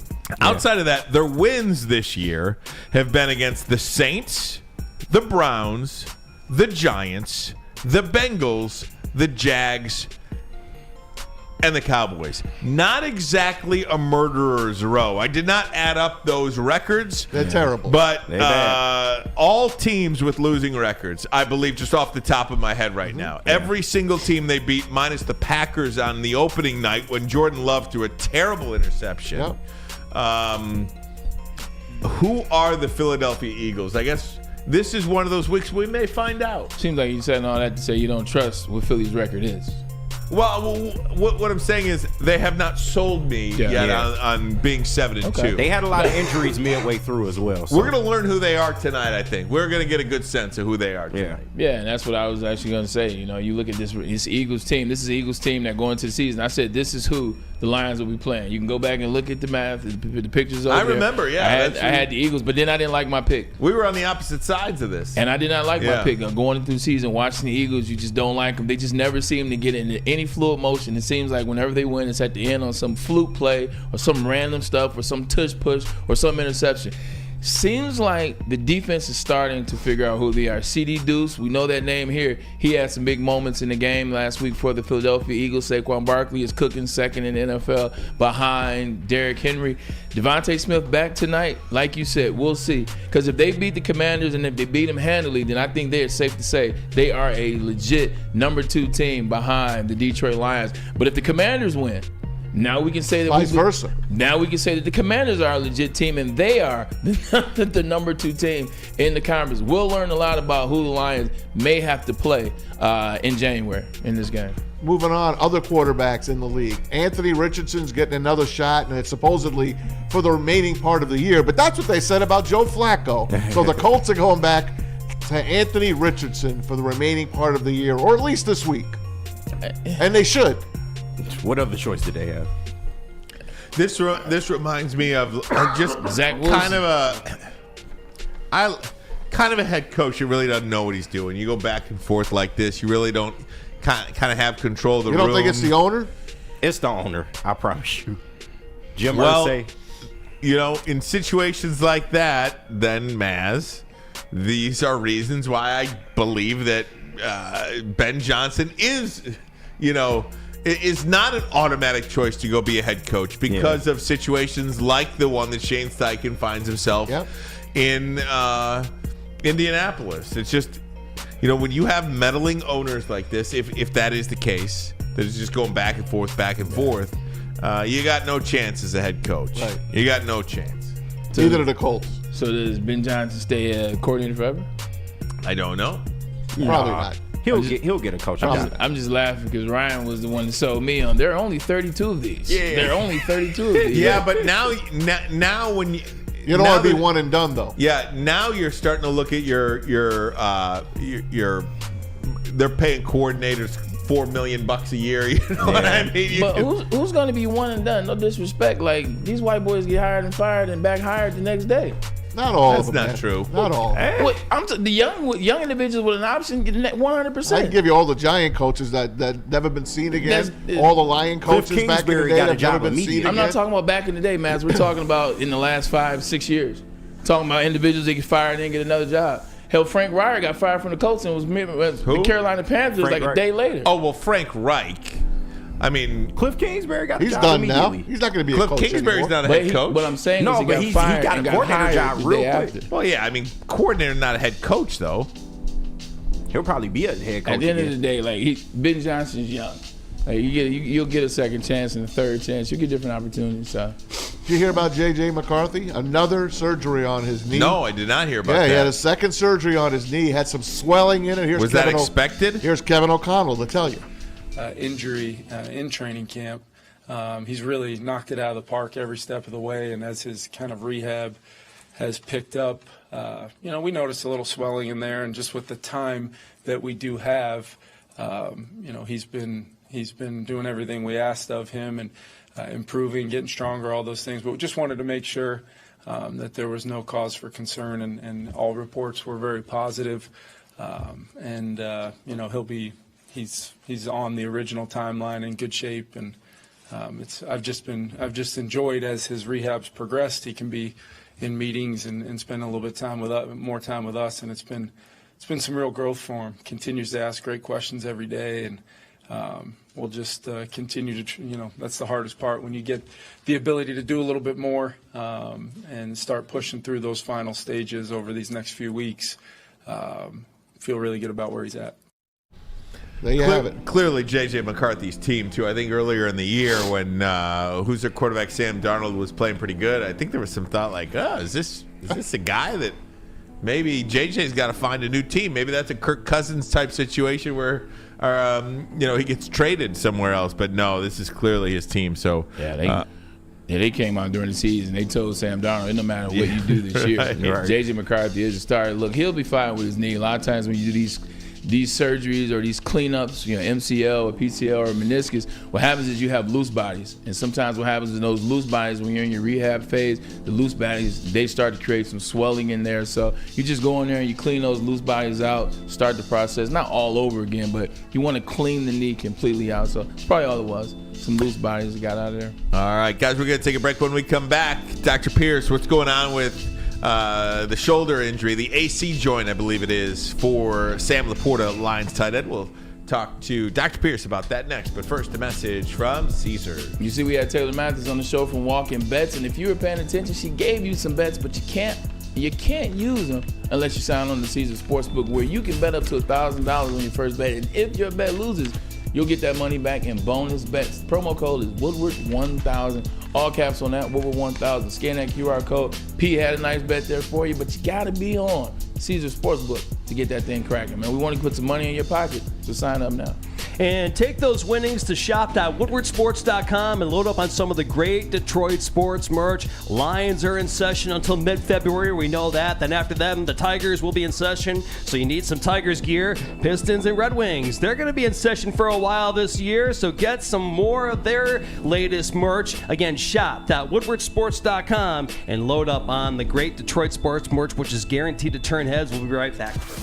Can't get enough Lions coverage? Make sure you catch all Woodward sports shows every game day. Wake up with Woodward in Maine, giving you the latest insight into the Lions locker room and press conferences. Then join the Lions pregame show, highlighting key matchups, injuries, and what to watch for during the game. Follow all the ups and downs of the live game action with our Woodward Watch Party live on YouTube and woodwardsports.com. After the game, check out the instant fan and host reactions with the Lions postgame show. Every game, it's wall-to-wall, kneecap-biting, high-fiving, chest-pumping Lions coverage. Hell yeah! Only at Detroit's #1 sports network, Woodward Sports.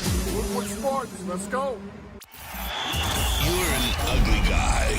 That's okay, because you have a hot girl on your arm. Now Woodward Sports and Les Stanford want to reward you for outkicking your coverage. I am ugly as by traditional standards.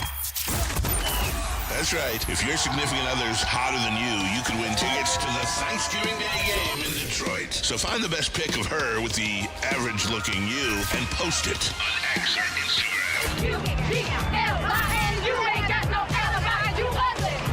What? You ugly. Make sure you tag at Woodward Sports and follow us to enter. We'll announce the winner November 25th. Then you and your much better-looking lady will get tickets to watch Dan Campbell and the Kneecappers. We're going to buy the kneecap off. Inside of Ford Field on Thanksgiving. So find the best pic of her and the worst pic of you. And show us all how you outkicked your coverage. Your mama said you ugly, hey! From Woodward Sports and Les Stanford. A network for the city, by the city. Woodward Sports is Detroit sports. How do people feel about getting a Planet Fitness membership for $15 a month? How do they like working out in a clean and spacious gym that's filled with equipment for every workout? And how about free fitness training in the judgment-free zone that leaves them feeling energized all day long?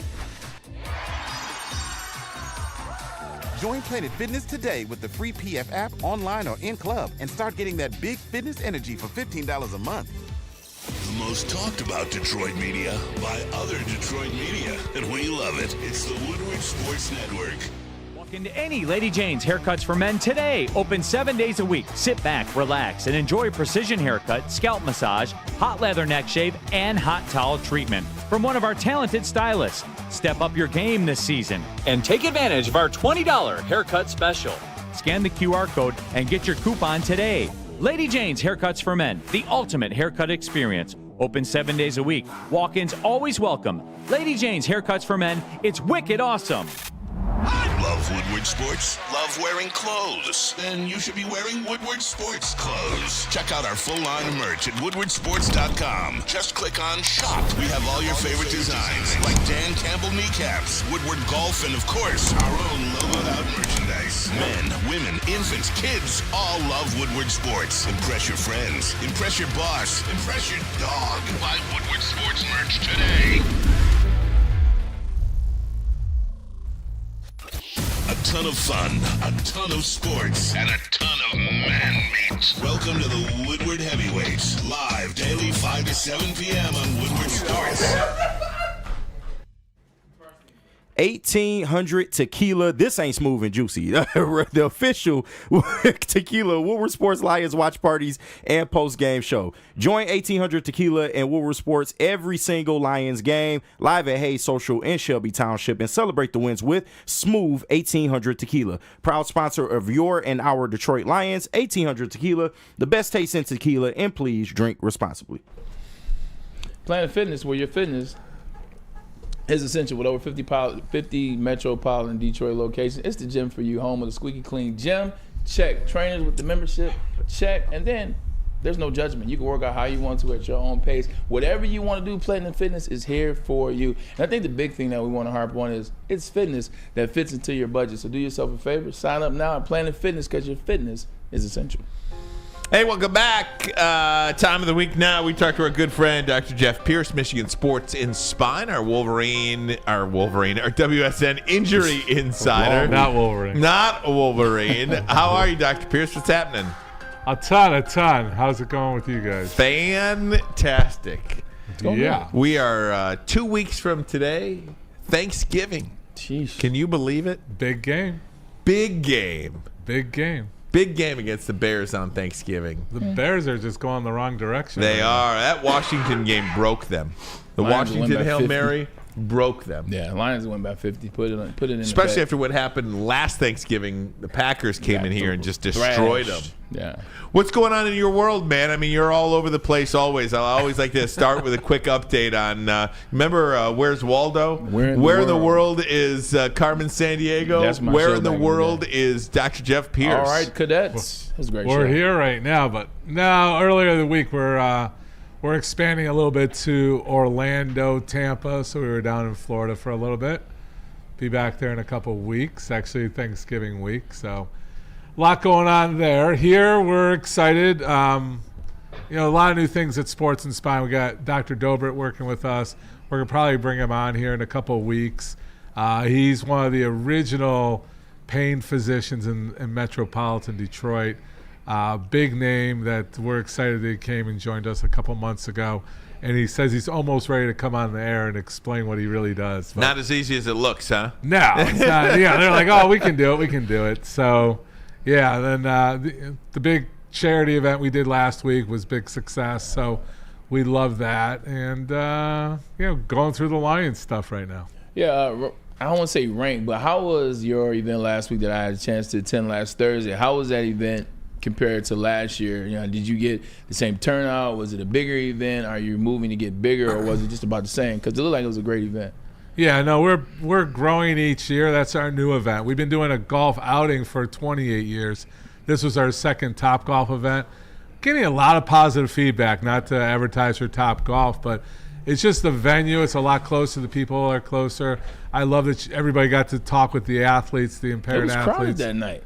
Pardon me? It was crowded that night at Top Golf. That's the first time I've ever had to park on, if you're looking at Top Golf as you're walking the entrance, far down to the right, basically on the other side. Right. It's the first time I've ever had to park over there. Yeah, we had a big event. We had about 170 people there. But our goal next year is to sell the whole floor out, 34 bays. So get in there early. But I think the big thing is our athletes. You got to meet our sled hockey team, which is very popular now because of Vladdy. But besides that popularity, they're ranked number 1 in the country. They're going for gold medals, type of thing. Our basketball team was there. Some of our track stars were there. So it's just nice for the people that are donating the money to see where it's actually going and how it's making a difference. Cheryl Angelelli is our most decorated person. Kind of talked about, she's been with us from the very beginning as one of the most decorated swimmers, Olympic swimmers for the U.S. Okay. And now she's Olympic dance. So a lot of stuff going on. A lot of good feelings. A lot of people don't realize I do that, and some people were there for the first time and they got to see me get a little emotional. So you're a good guy, Doc. You're a good guy. We try. Yeah, absolutely. Let's get to the Lions. One major injury concern this week, and that is tight end Sam Laporta injured his left shoulder in the win against Houston. Missed his second straight practice today. Could he play? Could he not play? Do you sit him out in this game just because you're a 14-point favorite against the Jags? Lingering issues with this. Talk to me about Sam Laporta injuring his left shoulder. What is it?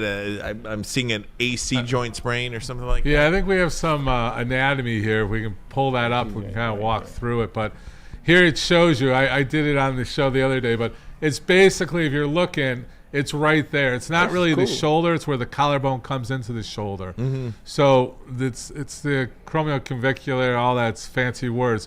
But there's ligaments in between there that gets disrupted. So when you see that he fell, both his arms were being held as he fell. So he took all that brute force onto the shoulder itself. So that joint is what gives away. Unfortunately, he didn't break anything. So that's a good news. But when you look at that ligament, it's very powerful. Like if you're doing, especially for a tight end, when he's blocking, when he's reaching up for the ball, that AC joint plays a major role. So we're looking at disruption of it. We're looking at impingement of it. So he's got probably a little of both. And right now, he's sitting out the last 2 days. We got to look ahead to what the Lions have to look for in the future. Like I've said multiple times, we evaluate injuries differently where they are in the season. And right now, I think we're pretty comfortable in the season. To put him back out there prematurely for no reason, like I said it on Tuesday, I think we should probably sit him, let him rest properly, let that joint properly heal, put a little secret sauce in it, let him recover. I mean, he's recovering from his ankle. He's had a few little injuries that a little time off for that guy, and a Lions, I'm not predicting the win, but they should have a little bit more comfort with this week. I gotta agree with Doc on this. My first preseason game, my second preseason game as a rookie, I played against Carolina Panthers, and I sprained my AC joint. So same thing when I was watching that demonstration. That was amazing, by the way. It was like back down memory lane. And what the Browns did was, as opposed to sitting me out the last preseason game, and then you got that extended time before the opening of the season, they had me playing that last preseason game, and then I started in the opening game as well, and I felt my AC joint. It bothered me probably about the next 2 to 3 weeks. Eventually, it dissipated and went away. But if they didn't play me in that preseason game, I would have been much better when the season started, and I wouldn't have to wait till week 3 to be back good. So to your point, it's the Jacksonville Jaguars. They're very comfortable at 8-1 in the league. Like, you sit them because you know you're going to win this game, and like you said, you want him down the line. You want him to have range of motion. A lot of the catches he makes, those high catches here, those are catches here and in front of him. You want him at full range of motion. Yeah, but he's also blocking. He's got a lot more to the game. Good that's point. going to be a major thing. He's going to have no power out of that area. And it's a game-time decision. But I think for this, it does respond well. There's no fractures, no disruption to the actual rotator cuff, which we're more worried about when we talk about shoulder injuries. So I put AC joint kind of in its own category. Mm-hmm. It's approaching the shoulder. It's not the shoulder itself. What about Taylor Decker sat last week. He's expected to play this week with a rotator cuff strain. Right. Rotator cuff strain. Is that? I feel like that AC joint is right there at the rotator cuff, is it not? It's like I said. It's the entrance. So it's the big collarbone. Yeah. The clavicle that leads into the joint. If we want to pull up I don't know if we have the actual picture, but. You're talking rotator cuff. Those are muscles, right? So there's 4 big muscles that come around the rotator cuff for the ball and joint socket. So it separates that. So there's no muscle on there. So the actual rotator is not there. The rotator is actually, when you talk about shoulder joint, you're talking about bones, right? We're talking about the ball and socket. We're talking about the collarbone coming into that ball and socket. There's all separate bony anatomy. When we talk about rotator cuff, we're talking about the muscles around it. There's 4 big muscles around it. There's the 2 labrum within it that holds that socket in nice and tight. So that's where he's dealing with, a lot different than the AC joint, where we're talking about the bony parts that come in there and then the ligaments that kind of create that meshwork that hold it all together. Is that a little too much anatomy? No, it's great. I love it. I want to do big injury around the league this week. Dak Prescott did undergo surgery to repair a partially torn hamstring. That just sounds painful. Tore off the bone. Tore off the bone, the hamstring, partially torn hamstring. What's that recovery look like, and how severe of an injury is that? So we've had a lot of hamstring injuries, and I've talked about it where the mid-belly ones are the ones we want to have if we have to have one. When it gets up to the bone and the attachment, then it leads to that integrity of that muscle just kind of reeling back, right? It recoils on it. So you got to strengthen that, pull the muscle back to attach to the bone. So that's a longer recovery, much longer recovery. It'd be questionable if he returns this year. The way Dallas is looking, I don't know what they're going to look like for him to even be motivated to return. He won't be there anyway, so it won't matter. He won't be there anyway. They're blowing the whole thing up. Doc, here's a question I want to ask you, and I've had this question for a long time. All right. Hip pointers. I saw a couple hip pointers over the last couple weeks, hip pointers. And hip pointers, for those of you who don't know, you'll see it in the game, and you'll say, why can't this guy go back in? All he has, nothing really happened. It's a hip pointer. When I tell you, it is some of the most excruciating pain for a it's not injury, but like pain or like getting hurt. What is it that happens when you have a hip pointer, and why is it so painful? Because when you get it, you're not coming back in. So when you say a hip pointer, you're talking, there's a few different definitions. So hip pointer typically is a helmet to the thigh, right? Okay. A helmet into the either thigh or the hip joint. Yes. And what that does, it creates that bone bruise or muscle bruise. And when that bone is bruised, you're talking about a deep bruise into the muscle that just messes with the integrity of it. So it's very uncomfortable from a system standpoint. Yeah. It's like I can't think of it. It's like taking a hammer into the wood, but it doesn't break, but you kind of shatter it a little bit. Gotcha. And it doesn't, there's not a fracture. It's kind of falling in between. And now you have all that bruising and that deep muscle bruise, and then you get blood around it. And then a lot of times if it's mistreated, that blood will accumulate and then it'll harden, and then it's even worse. And then people think, I have to baby it. The worst thing to do is to baby it. And then as the game goes on, it actually gets gradually worse. Like, it's not one of those things you can run through it. One of the most excruciating pains I've ever felt is when I had a bone bruise and waited to get it worked on and get it out. And I went to my massage therapist, and they actually have to break up that blood. Oh my God, it's a pain. It's a pain. Hey, let me ask you about talk about shoulders and AC joints and big injuries around the NFL. How about the team that the Lions are playing this week? Trevor Lawrence is sitting this one out with a sprained AC joint in his left shoulder. How ironic is that? Isn't that something? I'm telling Trevor is a tough guy. I'm sorry. What side is it? His right side? Left it's side. Left side. So non-throw. He is a lefty. He's a righty. Is he a writer? He's righty. Oh, he's righty. Okay. Yeah. Righty. Don't. Yeah. Okay. I'm not as good as you guys, but don't mess with me. Now I'm like looking at all his dropbacks in my head. I'm like, no, he's righty. Yeah. The integrity of it, he can baby it a little bit more because he's not up there blocking and catching. He's right-handed. But again, it's that integrity of it, right? And there's different degrees. Don't think all AC joints are created equal, right? We have that grading 1 through 3. Was there a complete disruption? Is there a tear? Is there separation? Like when you get that collarbone separated, like a lot of hockey players do, where they get that big bump, that's a true separation of the AC joint. Laporta and those guys, he had more of a compression to it.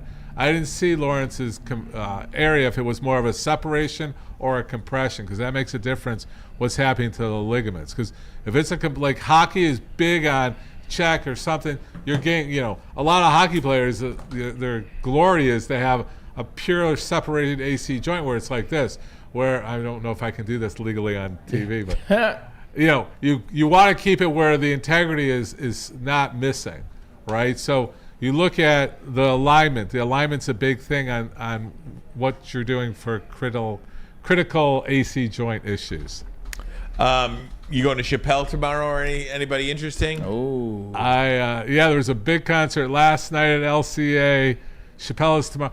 I've actually missed every one of his, even the ones he's done for Netflix, because they did a big phone policy too. Huh? He's got their phone policy. Like you can't take your phone in. You got to lock it up for 3 hours. I'm not with that. Yeah, he's got the phone policy, so he'll be. I've seen him before. He's at the Fox tomorrow, so I'm looking to go.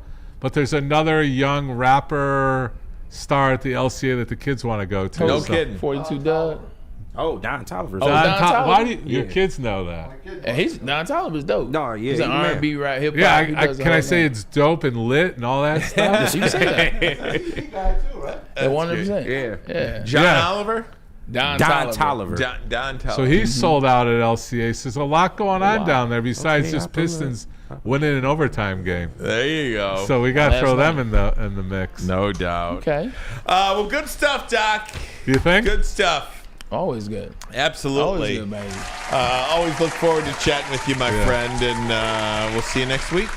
Perfect. Braylon, just the last note before we get out of here. See, the Tigers are opening up the Major League Baseball season on the road in LA against the Dodgers. Dodgers getting the Tigers in their championship ceremony. Man, wouldn't that have been a great World Series? So ESPN 2025 opening day schedule. The Yankees host the Brewers and the Dodgers host the Tigers. That is opening day 2025. Dodgers are going to beat the hell out of the doggone Tigers because my man Chris Illis doesn't want to spend any money. Right? He doesn't want to spend any money. I know it's only November, but what we've seen so far, you already see what it is, man. Like batting fifth, Javi Baez. I'm telling you, don't get me started. I just don't like what I'm seeing so far with the Tigers in the offseason. After he came off the playoff run in which they almost got to the LCS, like, what are we doing, guys? Yeah. So. All right, Brett, get us out of here, buddy. Appreciate you guys for tuning in. Woodward Sports Network, the #1 network in the state. We appreciate you, Ryan Ermanni, Tom Mazaway, my man KGP Spivak, and we also appreciate Taylor Mathis as well as Dr. Pierce, who came in on the earlier JP Shadrick. There we go. JP Shadrick. We appreciate that. That's not the picture, guys, that everybody wants. Let it go, Pete. We'll see you guys tomorrow. I appreciate you.